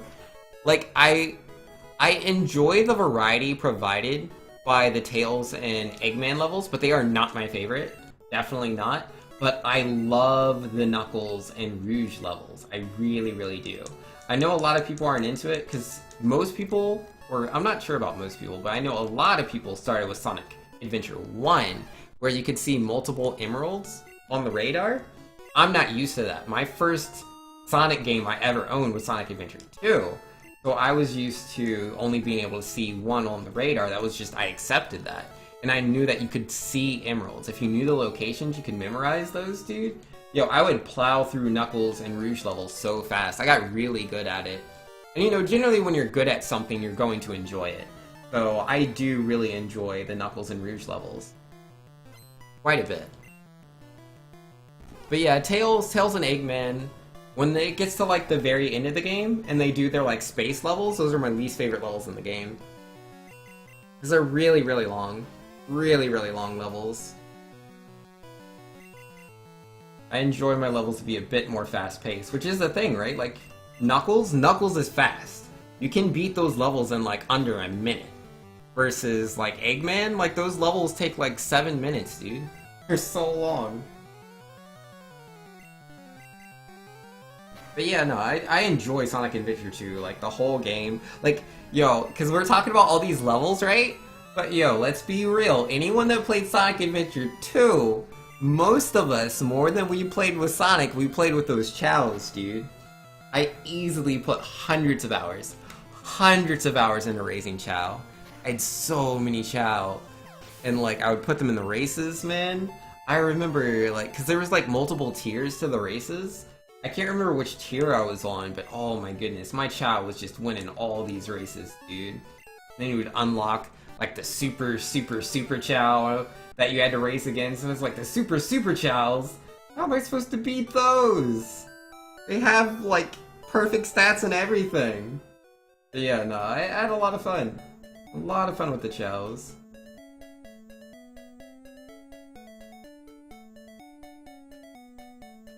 And Pyra says, breaking monotony is all well and good.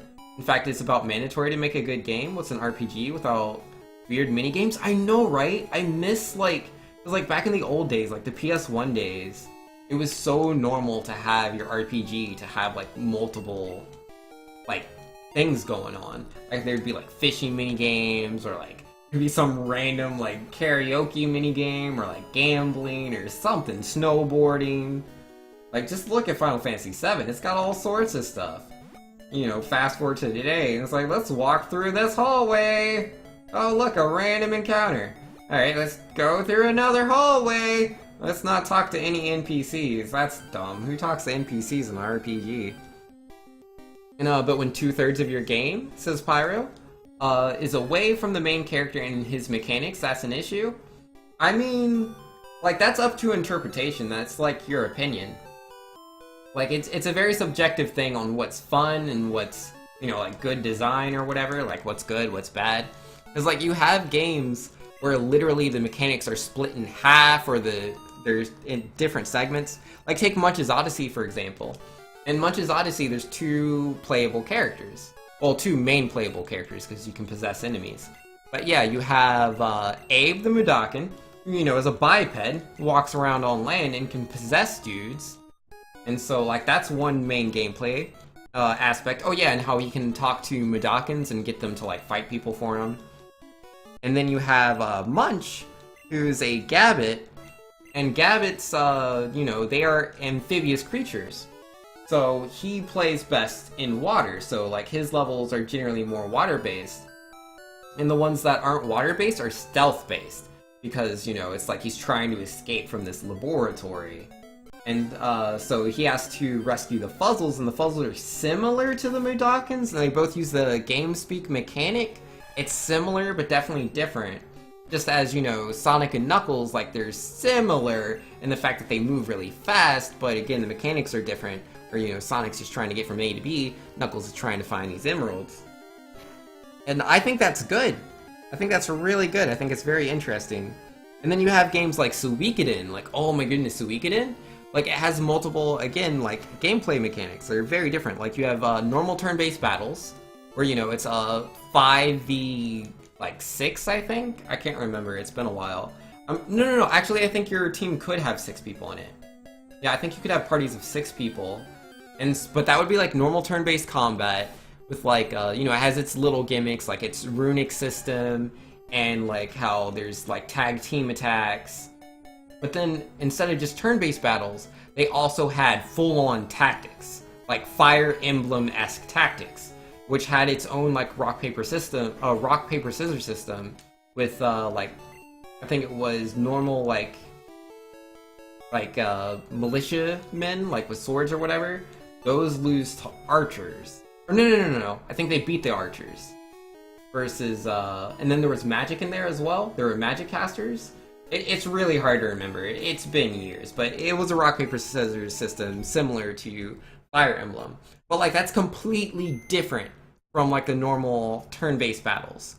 And then there was also the dueling system on top of that, which was a 1v1 system, which was also kind of like rock, paper, scissors, but also dependent on stats. So it was very different. So yeah, you have that. And then I think there's this game called MDK, which is a shooter, which has different characters that you play as well, and they all have unique abilities. So like, I don't know, man. I don't know. I mean, I know people don't like Spore, and Spore has a lot of different mechanics. I mean, I personally enjoyed what I played. Again, I didn't make it to the space phase, but I made quite a few dudes. Quite a few dudes, man, in Spore. I enjoyed the difference. And then what else is there? I'm trying to think of like games with like multiple mechanics that are different from the core mechanic. And this Nidoran's not going into the ball. Nidoran, please. Oh yeah, there's Digimon World. Oh my goodness. Digimon World is ridiculous. Suikoden didn't roll enemies for a solid third of the game, did it? Suikoden 1? Yes, Suikoden 2 was a lot faster to introduce the tactics. But Suikoden 1 really wanted to bring up the whole, like, you know, starting this rebellion. Like, well, you joined the rebellion and then took over as their leader. And so they really build up on all the story building for that. Nah, I'm just gonna reset. This is a pretty bad start. I'm gonna go ahead and reset. And Pyro's saying, yeah, if you're picking a character for their different mechanics, it makes sense to stick to it. Black Adventure 2 forces you to swap around through the game. I mean, I'm not saying it's the best design, I'm just saying it's completely subjective. Yo, Magic Enforcer! Yo, my voice is kind of dying a little bit. But yo, what's up, man? Yo, I'm doing good, just playing some Pokemon Red, talking about just various things. Like right now, the conversation topic is that, is it good or bad for a game to, you know, have various mechanics that differentiate or deviate, I mean, from core gameplay? Which I'm arguing it isn't. I don't think it's that bad, but personally I'm a fan of variety. One of my all-time favorite games is Azure Dreams for PS1, which is a game that, like, the core gameplay is Mystery Dungeon, right? It's a Mystery Dungeon game, it's a roguelike. So, you know, it's just traveling from floor to floor, picking up items, trying not to die to monsters. But then there's romance in the game. You can romance a lot of the girls that are in the town. There's a racing minigame, so you can go racing in it, which is pretty cool. It's not like super in-depth, but it's there. There is also, I'm trying to remember, there's monster breeding. There's a lot of monster breeding you can do. It has a huge like collection kind of thing going on like Pokemon. It ties into the core gameplay, but is something different. And then there's like Digimon World as well. I love games with collecting monsters, but yeah, Digimon, you have the whole taking care of your pet thing is completely different from any of the combat. Because it's like, you have to raise your Digimon, it can digivolve into different things depending on how you raise it. If you have to take it to the toilet, like taking your Digimon to the toilet is core to the game. If you do not do that, it will digivolve into something really bad. You have to, like, there's this whole training phase, right? Like, you have to continuously use these things to increase its attack, increase its defense, increase its speed. And that can be like 2-3 hours before you actually start adventuring. And when you're adventuring, you're not training anymore. I mean, yes, you do have to occasionally look for a toilet, but you're not training anymore. I mean, there's still the whole, like, you have to praise and scold your Digimon depending on what it's doing. You need to make sure you're still feeding it. It's going to be hungry generally 2 to 3 times a day, depending on what kind of Digimon it is. But yeah, that's completely different from, like, the combat. The combat's completely different. None of that has anything to do with the combat except for the fact that, you know, obviously the Digimon that it digivolves into is going to give it different strengths, different attacks.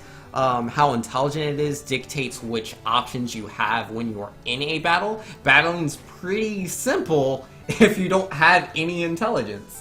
Yo, Monster Rancher? Yeah, Monster Rancher. Yo, that was such a good game, man. Oh, so good. Oh, you just barely beat it? I've actually never beat Add Your Dreams. I've played that game so many times throughout the years, but I usually start from the beginning every time I go back to it. Yo, not looking good enough for the camera? Yo, what happened is I was walking around, you know, minding my own business, and Jigglypuff, you know, as usual, gets in the way. I trip over Jigglypuff, fall into the well, and I'm at the bottom of the well, and it's like, alright, well, I really can't capture myself on webcam if I'm at the bottom of the well. Growlithe shows up, though. And I'm like, Growlithe, can you find anybody and get them back here? And he's like, Growlithe. So, like, obviously, you know, he's looking out for me. So any second now, Growlithe's going to bring a rescue party, and they'll get me out of the well, and then I'll be on webcam again. So yeah, expect me to be on webcam tomorrow, but not today. Fell in the well. Speaking of old PS1 games that were weird and different, Dragon Seed. I've never played Dragon Seed. No, I have not. Yo, if we're talking really weird, dude, have you ever played Jade Cocoon? Like, because that's not, like, you know, that fits in with the whole monster capture thing we're talking about. It's PS1. It is definitely weird, dude. It's the first Studio Ghibli game. Like, I know everyone's like, oh, Ni no Kuni's Studio Ghibli, amazing. But yeah, they did one before. It's called Jade Cocoon, dude. I didn't know about this game until 2012. But yeah, it came out on the PS1. And like, okay, so here's the thing, right? Here's this game, yeah? You know, normal villager in this town, your dad's gone. You've never seen him, like, pretty much your whole life, I believe. No dad, you know, it's pretty similar for, like, Pokemon and stuff. But, like, the thing is, he's probably dead. He's either dead or he ran off with a woman and is, you know, a little bit of adultery there. You're not too sure. Your mom's very displeased with him. He didn't, like, there's some sort of ritual that people in your village do, and, like, your dad was one of the people that was supposed to do the ritual, and he didn't do it. He did not do the ritual.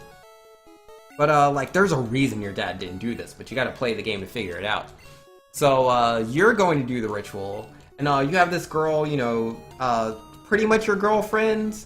Yeah, I want to say she's your girlfriend. I can't remember if she starts as your girlfriend. She's definitely... I'm just gonna say... Yeah, she's definitely your girlfriend throughout the game.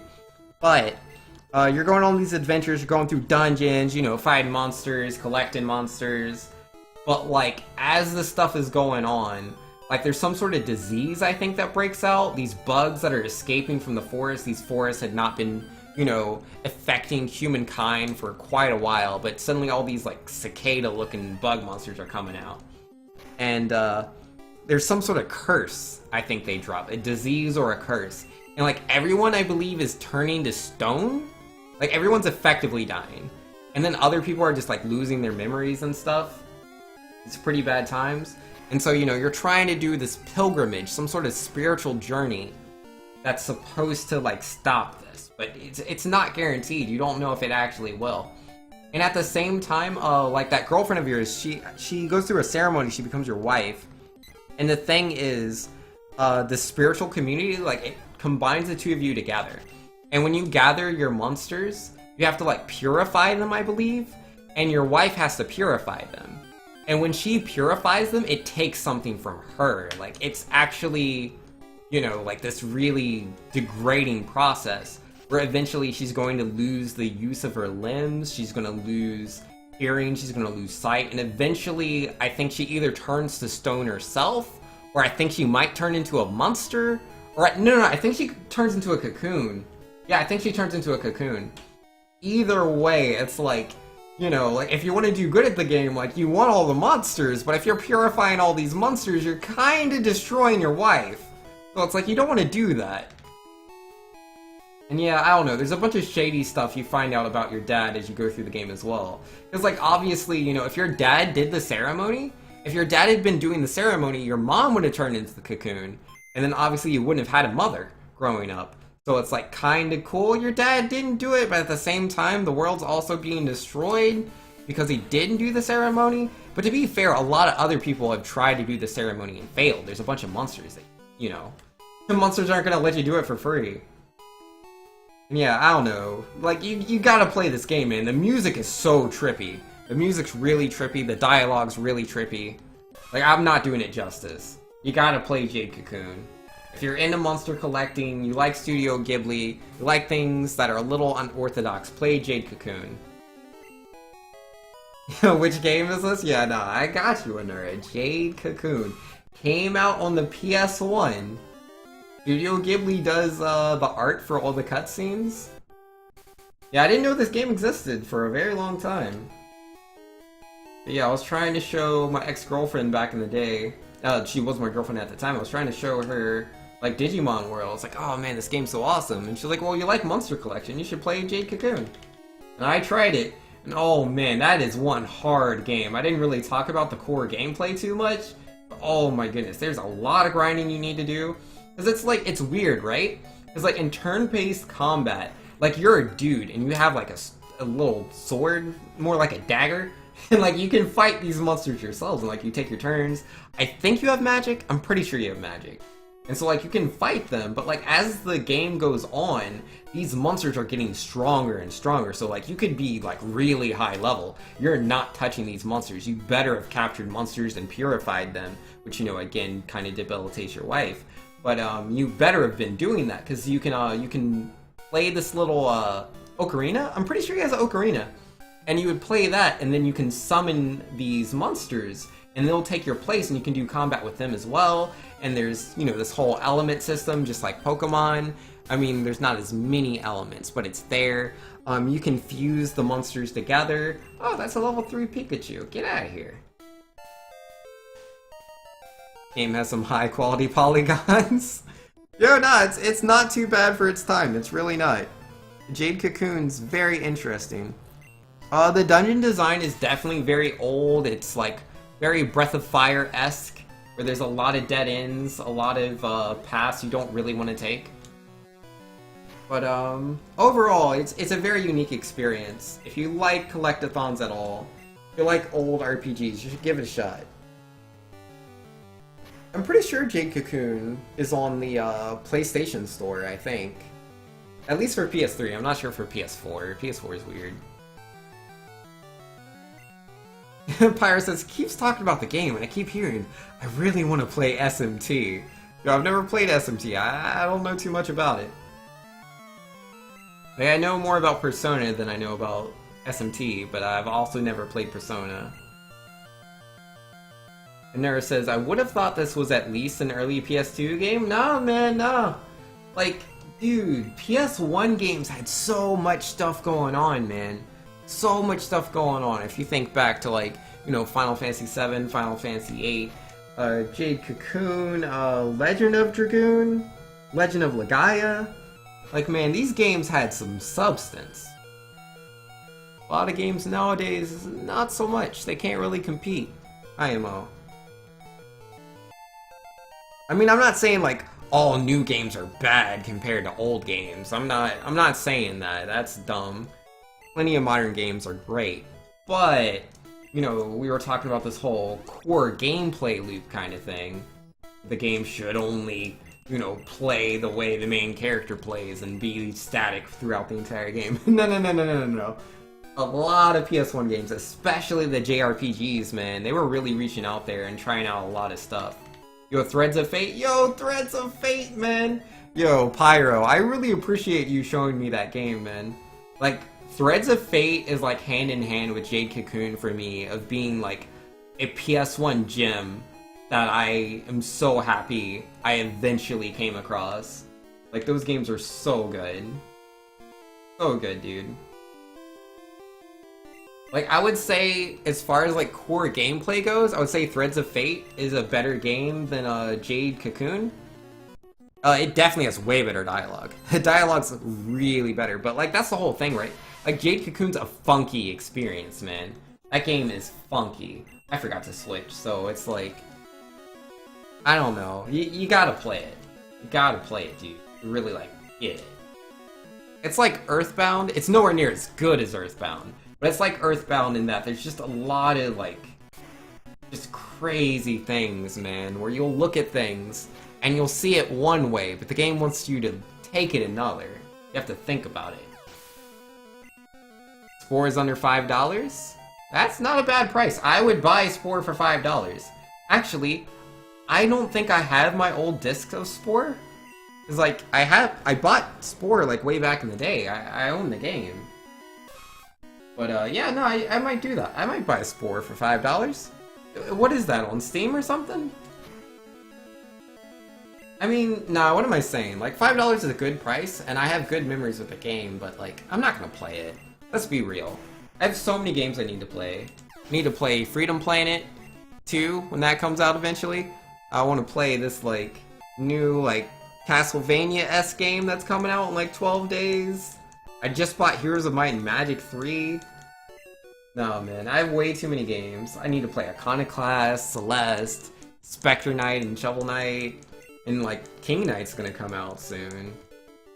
I need to stop buying games. Oh yeah, and Ikaruga. I bought that for $5. I haven't touched it yet. And I love that game. I love Ikaruga. One of my favorite shooters, dude. Such a good shoot 'em up. But it's like, oh man, I played that so much. But yeah, no, I'm just preoccupied with other things. Like when I'm not streaming, I play a lot of Overwatch. When I am streaming, I play a lot of Pokemon Red. So it leaves little time for other games. But yeah, no, I think I'll do that tomorrow, guys. Tomorrow, I think I'm gonna play something else instead of Pokemon Red. I think I'm gonna do an indie game for funsies. I mean, I still want to speedrun, but I mean, obviously, some of these games I have to beat for the first time. But yeah, no, I wanna play some more games and I wanna learn some more speedruns. I don't know how seriously I'll take each one, but I want to experiment a bit more. I think that would be fun. Bloodstain will be pretty amazing. Yo, I am so looking forward to Bloodstain, dude. That Castlevania game, man. I played the demo, or like whatever it was. Like there was some sort of demo that came out for like the Kickstarter backers. I'm not a backer, but I had a friend who was a backer, and so he let me play it. And oh my goodness, dude, it plays just like Symphony of the Night, man. It plays just like Symphony of the Night. Except the magic system's different. Like, you just equip magic, and then you can just press like one of the shoulder buttons to use the magic, which is like a little weird, but also kind of Mega Man-esque, so like, I'm cool with that. I'm totally down to like just press a button and use magic. And again, you know, it has the whole gothic atmosphere, the art style's really beautiful, like, oh my goodness. I'm ready. I am ready. One Bloodstain, please. I'm hoping they have really good boss fights, dude.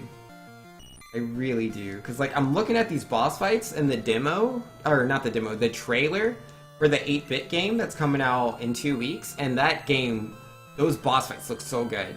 They look so good. Look straight out of, like, what I would expect from, like, a Castlevania, like, 5, if that ever came out.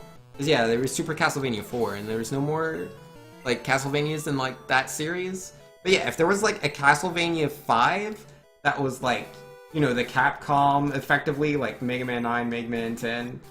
Like, yeah, nah. Which, I mean, to be fair, if you think about it, right? If you think about it, Mega Man 9 and 10 were made by Inti Creates as well, so it makes sense that this remake of Castlevania that I'm imagining is also made by Inti Creates. It's the same people.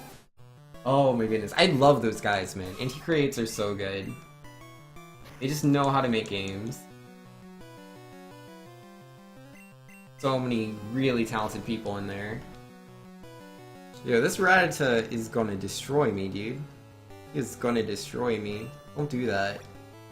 Please no. Don't do it! Don't do it, guy. But yeah, no, I think I want to play Mighty Gun Volt Burst tomorrow. Cause like that's a game that Inti Creates has made. And like I've played through it a few times. I used to speedrun the game.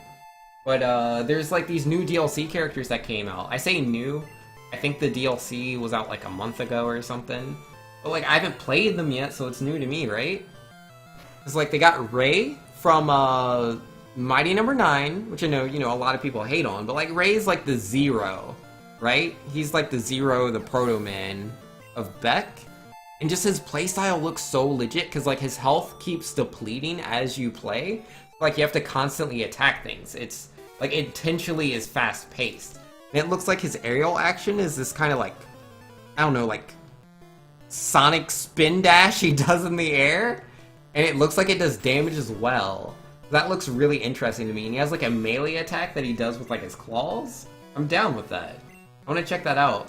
And there's also the DLC for Copen, which is from, he's the rival character from Azure Striker Gunvolt 2, I believe. I've never played Azure Striker Gunvolt. But like, I know who Copen is, because I love Inti Creates, and so I follow a lot of the stuff that they do. And Copen, he's, oh man, I've seen his movement, like how that character controls in his game. If he controls anything like that in Mighty Gunvolt Burst, he's gonna be so much fun. So much fun. You know, Crackers saying, oops, yo, what's the matter, Crackers? And for Crack saying, should I play Terraria or Smash? You should play Smash. Smash is better. I've never played Terraria, so I wouldn't know. But, yeah, I don't know, man. Like, I'm pretty excited to check that out. If I don't do that, I want to do another indie game. I'm just, like, in an indie game mood right now. Like, there's so many games I could play. Like, Shovel Knight, Iconoclast, Celeste, Fury. I'm sure there's other indie games that I'm like not thinking of, but I want to play some indie games. I've been playing Pokemon. I've been doing speedruns of Pokemon since like every Saturday, Sunday, and Monday, from anywhere between like 5 to 8 hours. I've been doing that for like 3 months straight. So it's like I could switch to something else. I think that would be okay. I think I could do something else for a little bit. For Crack says, I played Gunvolt 1. It was so cool. It feels like X or 0. Yo, man, I'm glad to hear that. Yo, I'm glad to hear that for Crack. That has your seal of approval. Yo, that's good. Yo, Axiom Verge. Yo, that's right. I forgot about that. Forgot about Axiom Verge. I need to play that, dude. Yo, that is legit. Is that on my list? Is that on my list of games I need to play? It's not on the list. I'm gonna put it on right now. Because I have like this list of games you need to play. Axiom Verge is not on it. Because it's like, it's an indie platformer, like exploration game. It's like a Super Metroid. You know, it's one of those Metroidvanias. And oh man, I'm adding it to the list. Let's go. Let's see. Bam. That way I won't forget about it. Which console? I'll play it on any console. I'm pretty sure it's on like PS3, PS4. I don't think it's on Switch yet. I think it's on Wii U. You know, Gunvolt tomorrow? I could do Gunvolt. Could do that. We should play together? Is Axiom Verge multiplayer? Is that a multiplayer game? That is not something I'm aware of. Yeah, I could do Gunvolt. But I mean, I'll play a game with Gunvolt in the name, Anura.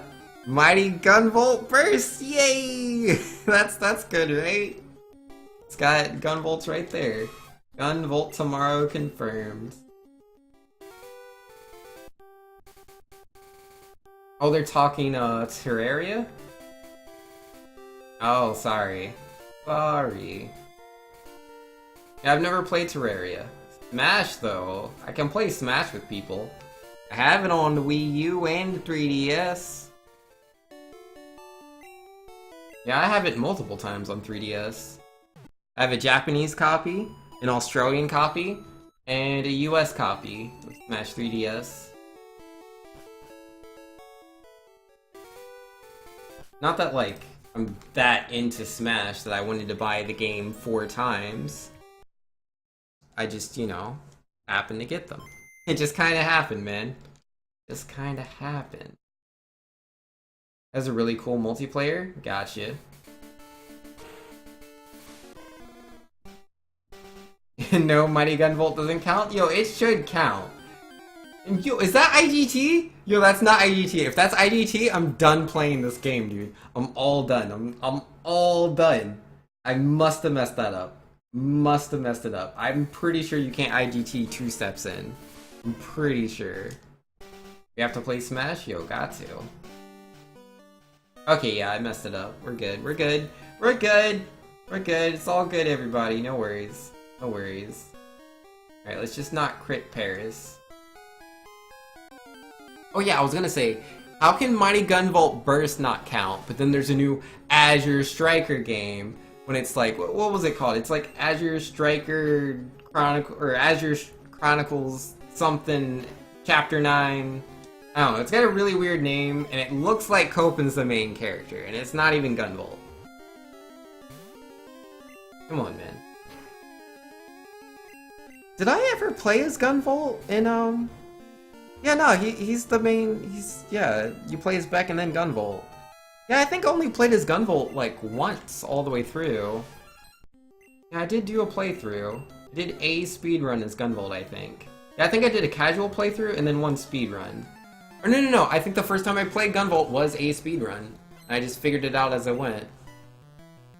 Yeah, I played the game so much as Beck that playing as GV wasn't that bad. They need to put X on Smash? Yo, if they put Mega Man X, I assume that's what you mean when you say X. But if they put Mega Man X in Smash Switch, that'll be my main character, I promise you. I love Mega Man games so much. The first game I ever did a speedrun for was Mega Man, so it's like, I got to. Got to. I mean, I played X in Marvel vs. Capcom Infinite, because that is, Mega Man X is in Marvel vs. Capcom Infinite. Which, speaking of which, that game is currently, I don't think it's on sale. I think they just lowered the price. It's $20 now. There's a reason it's $20. But yeah, no, if you like fighting games, you can play as X. I did. Yeah, I played as X and Zero for quite a while. That was my team. Good old X and Zero. They're a really good duo. But then Sigma came out as DLC. Woo! Yeah, nah. Now it's Sigma Zero. Sigma Zero is a really good team. Like, I'll occasionally still X Zero. It depends on the matchup. But yeah, Sigma Zero is just so strong. Having Mega Man X and Zero would be amazing. Yo, that game already exists for crack. You could play it right now. Today. I did. Mega Man X and Zero was my team when the game first came out. Because yeah, like, it took me a little bit, but I was starting to figure out X. His playstyle is really tricky, dude. But yeah, he does really decent damage. He has really good range on his light kick, dude. And yeah, he can confirm that light kick into really good damage. Or you could go for a reset, right? And like, you'll throw out the ice shield, and you can, you know, throwing out that ice shield is going to drop the combo. But then like, they have to worry about the ice shield hitting them. And then you can switch to throwing out the boomerang, and the boomerang hits them from behind, but they still block normally as long as you're in front of them. But you can active switch to Zero, like you switch to Zero after X throws out the projectiles. And then with X, you can, or not X, as Zero, you can hit his command dash. He has a command dash that goes behind people. So it can be really tricky between the ice shield, between the boomerang, between, you know, how fast is Zero doing this command dash. And it's like, where do I block? Do I block forward? Do I block back? And like, even if they block that, you're Zero. Like, you could just start doing highs and lows just by jumping up and down with your sword, dude. Zero's so good on getting in, man. You can do some lightning dashes. Cause yeah, he has like his lightning moves from like some of the, like Mega Man X4, Mega Man X5, X6. Like, he has some of the moves from those games. And yeah, you can do those, man, and like, oh my goodness, if you have Space Stone, you can trap them, like, you know, because you guys are watching, like, Infinity Wars, you know, what is it, Avengers? Yeah, Avengers Infinity War. Thanos, he has all those stones. The Space Stone, dude, the Space Stone in this game, Marvel vs. Capcom Infinite, like, you capture them inside the Space Stone, and you can do whatever you want. Like, if you're Zero X, you can throw out so many projectiles. There's nothing they can do. Nothing they can do. They have to block that. And then you switch to Zero, and you start doing your lightning attacks. That's so hard to block. Oh yeah, and Zero, he has like that move that what's his face? What's his face? Ah, dude, the mushroom, split mushroom, right? Yeah, split mushroom from Mega Man X4. How he could be like multiple mushrooms. You can effectively do that with Zero, where you're multiple zeros, right? Multiple zeros, and you're doing the thing, and it's like, which direction do I block? And you can interrupt the lightning slash into another attack, and it's just like, dude, it's like 4D chess. There's no blocking that. There's no blocking it. You can't do it. It's too hard. And then they're gonna complain that you're like OP, and then you just laugh at them because you're so good at the video games. Pyro was saying, Mega Man would have been a better character if they changed just a couple moves, at least casually, so your opinion doesn't count. I mean, Mega Man's like, he's decent in Smash. Like classic Mega Man in Super Smash Bros. For Wii U. He's okay. Like competitively. He's definitely okay. He's not bad, but he's not like super good either. He has some like really, really high-tech stuff. He's a very high-skill character, but even played, you know, taking that stuff to your advantage, there's just so many better characters than him. I really hope if they bring him back, they change him up. Is that the same Sigma on Marvel vs. Capcom? Yes. Sigma from like Mega Man X, all of them. I was gonna say like X2, X3, X4. No, like all the Mega Man X games. Yeah, no, it's the same Sigma. That bold guy with the Jedi lightsaber, you know, from X1. Yeah, it's the same dude. He uses his X1 outfit. He has a lot of attacks that reference moves that he does from the other X games, but it's mostly X1. That's what he's known the most from. X1 is the most popular X game. For Crack saying, or they could give us Proto Man, Bass, or Robot Master if they keep the classic. What, just a random Robot Master? I'd be cool with Proto Man. Proto Man or Bass, actually, but like Proto Man's the more popular one, so it makes sense. You don't like Marvel vs. Capcom as much now as you did before. Wait, you don't like them now? Because they put X-Zero and Sigma in a game? But, I mean, the game did die, so it's their fault. You know, Divinity says, I don't like the new Marvel vs. Capcom that much. Yeah, I'm the same way. Like, I had fun at first. When the game first came out, I was having some fun. But, like, there's just, the game's just so bare bones. It's such a bare bones game. In my opinion, that game should have launched at $20. Like, it's $20 now. It should have launched for $20 instead of $60. The DLC should have been free instead of, like, $30 for, like, 3 characters or 6 characters, I think. So ridiculous. Yo, what are all these encounters, man?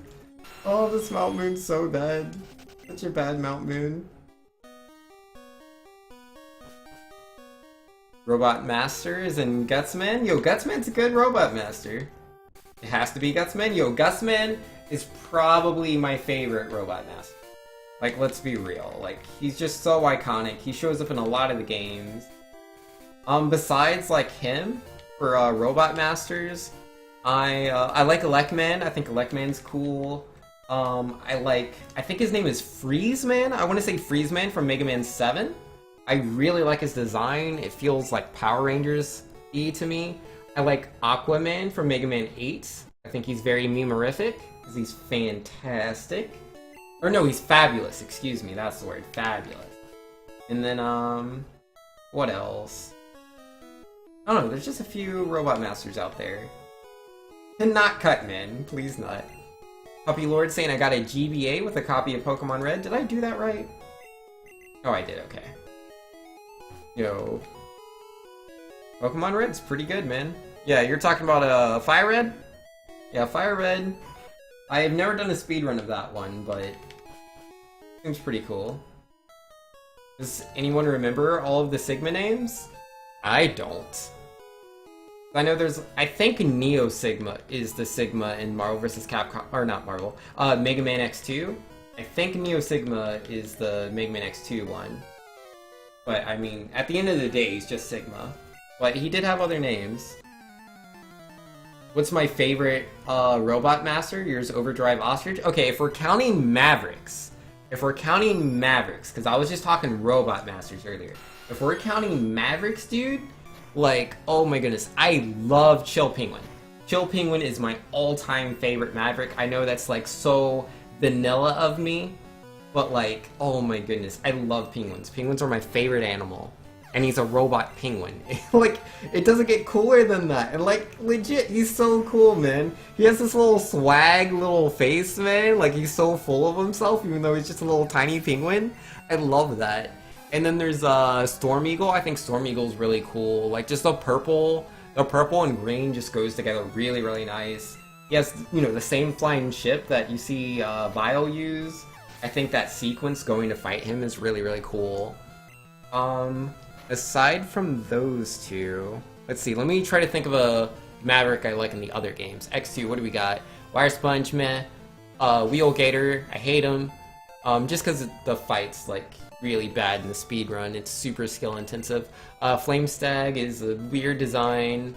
What are the other ones? Magna Centipede, meh. I mean, I like his design. I do. Crystal Snail, I don't really... it's a snail. After Crystal Snail, Bubble Crab. Yo, I hate Bubble Crab! Forget him, but I love his music. Bubble Crab's music is so good. And the fact that they remixed it in Mega Man X4, amazing. I was gonna say X5. Oh wait, it is X5, right? In X4, the water stage is Frost Walrus. I'm thinking, what's the whale's name? It's like, something McWhalen, I think? Duff McWhalen? Yeah, Duff McWhalen's stage has the remixed Bubble Crab music. It's so good. Let's see.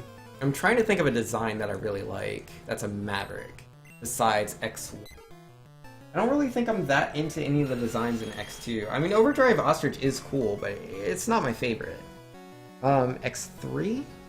I don't know, I just like a lot of the Mavericks in X3. I really do. I mean, Vile's a Maverick, if we want to count him. He's just not one of the, like, 8 Mavericks. Thinking.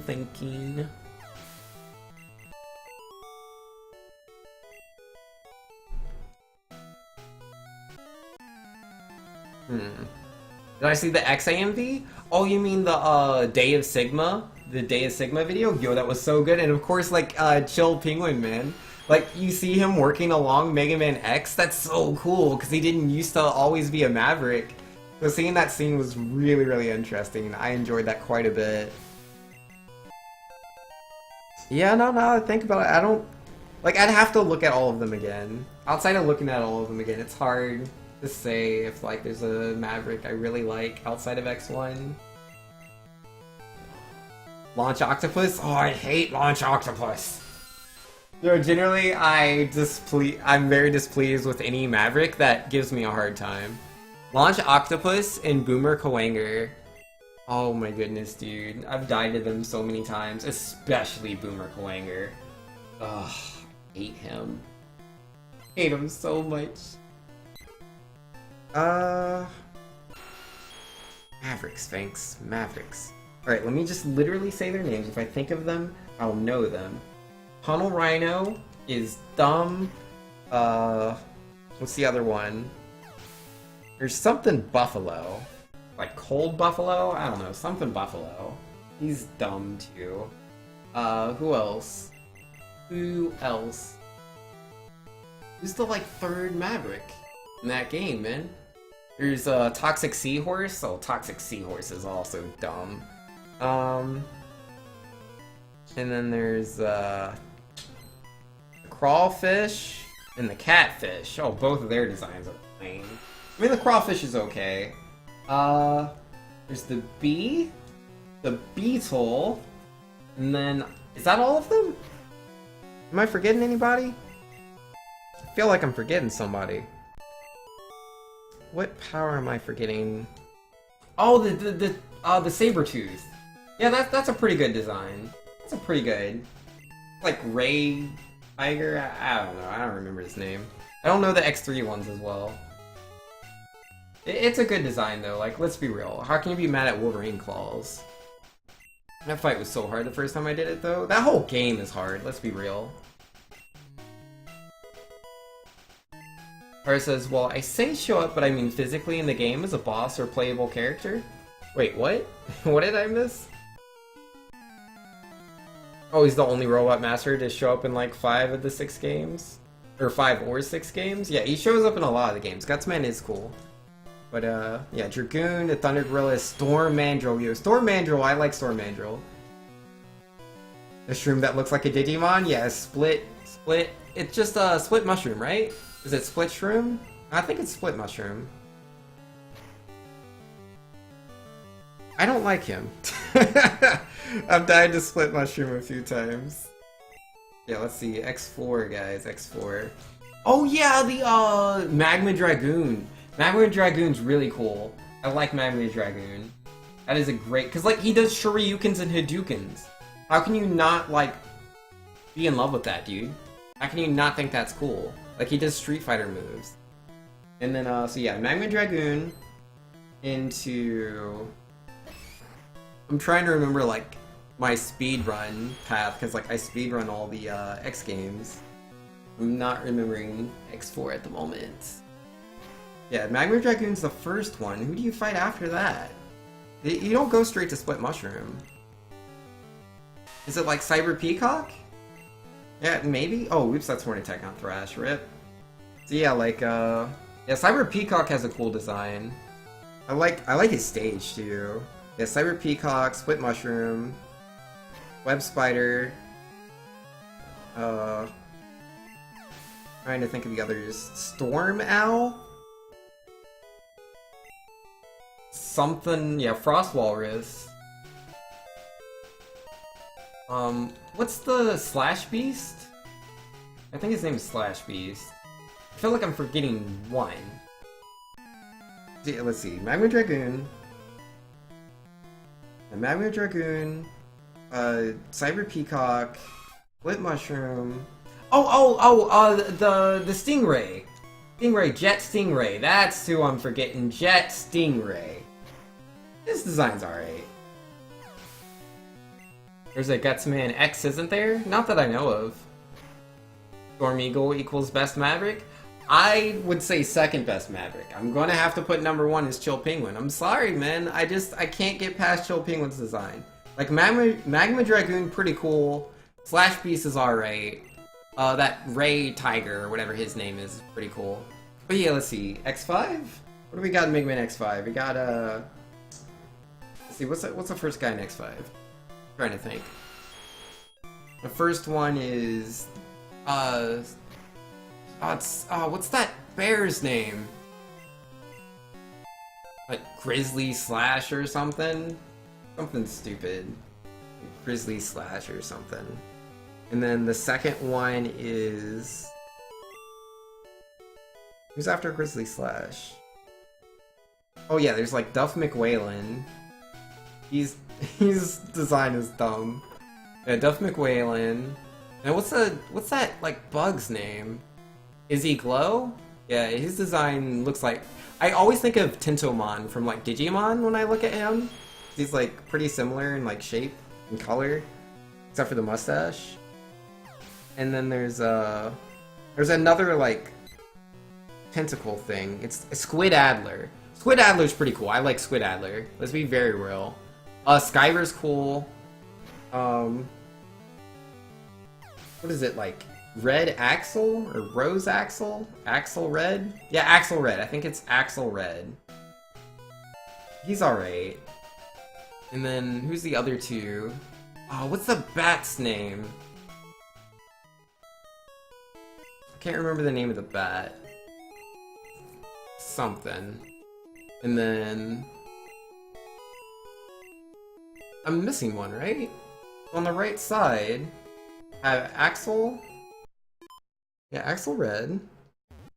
Yeah, Axel Red. The Bats. Skyver. And then who? Who am I forgetting? Oh, there's a dinosaur! That's right. Like Metro Rex or something. I don't remember. I don't remember the dinosaur's name. Next 5. He's alright, I guess.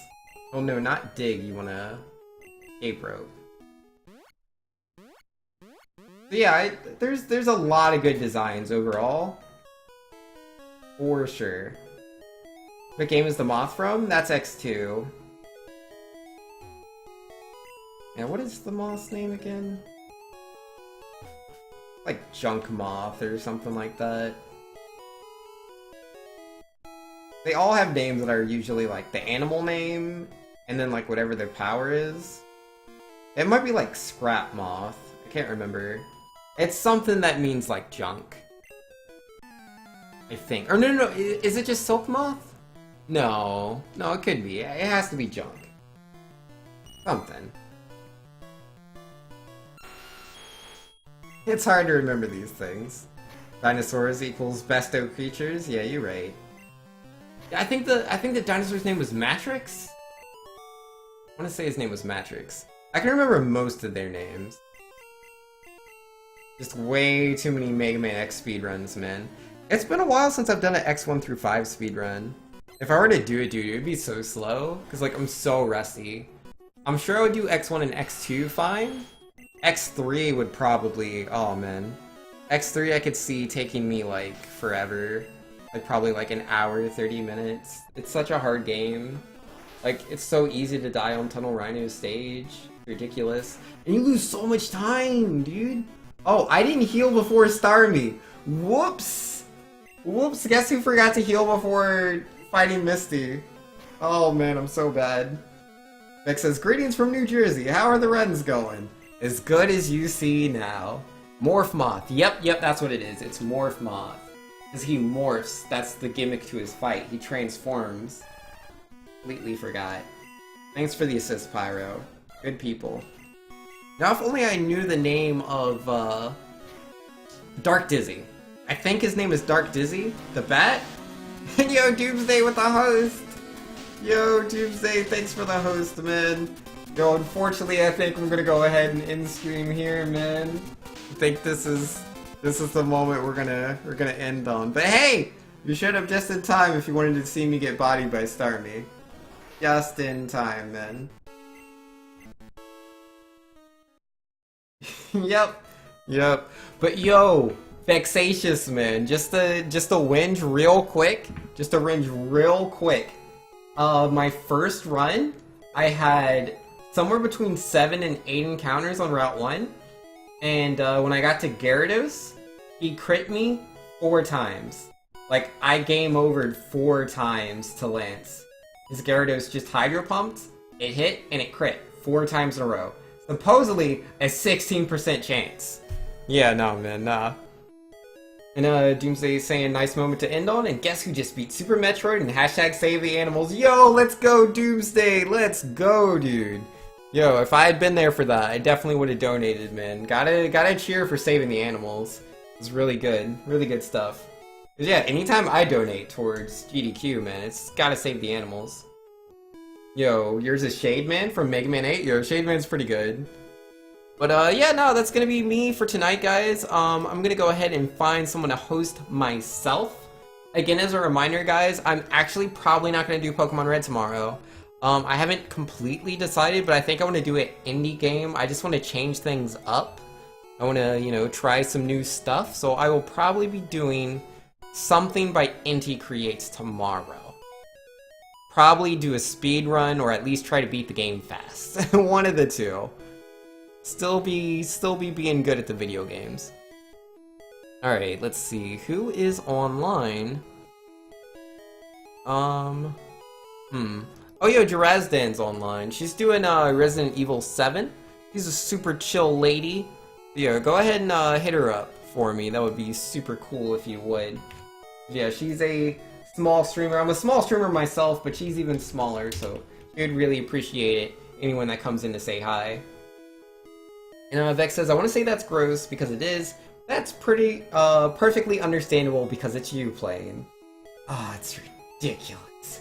Ridiculous. Ugh. Alright, yo, aka Gunvolt Striker Pack? Yeah, totally! Totally that, and not Mighty Gunvolt Burst, which, you know, I really want to try the DLC on. Totally not that. Well, probably be a game with Gunvolt. Oh boy, Gunvolt, we love him. But yeah, no, I'm heading out. I'll catch you guys later. Thanks for coming by. You guys are the best. I'm gonna go ahead and host Jarazda and say hi to her. If you've never seen my stream before, but you like how I talk about all the cool video games, make sure to hit that follow. I'll be live tomorrow at 7 p.m. Peace.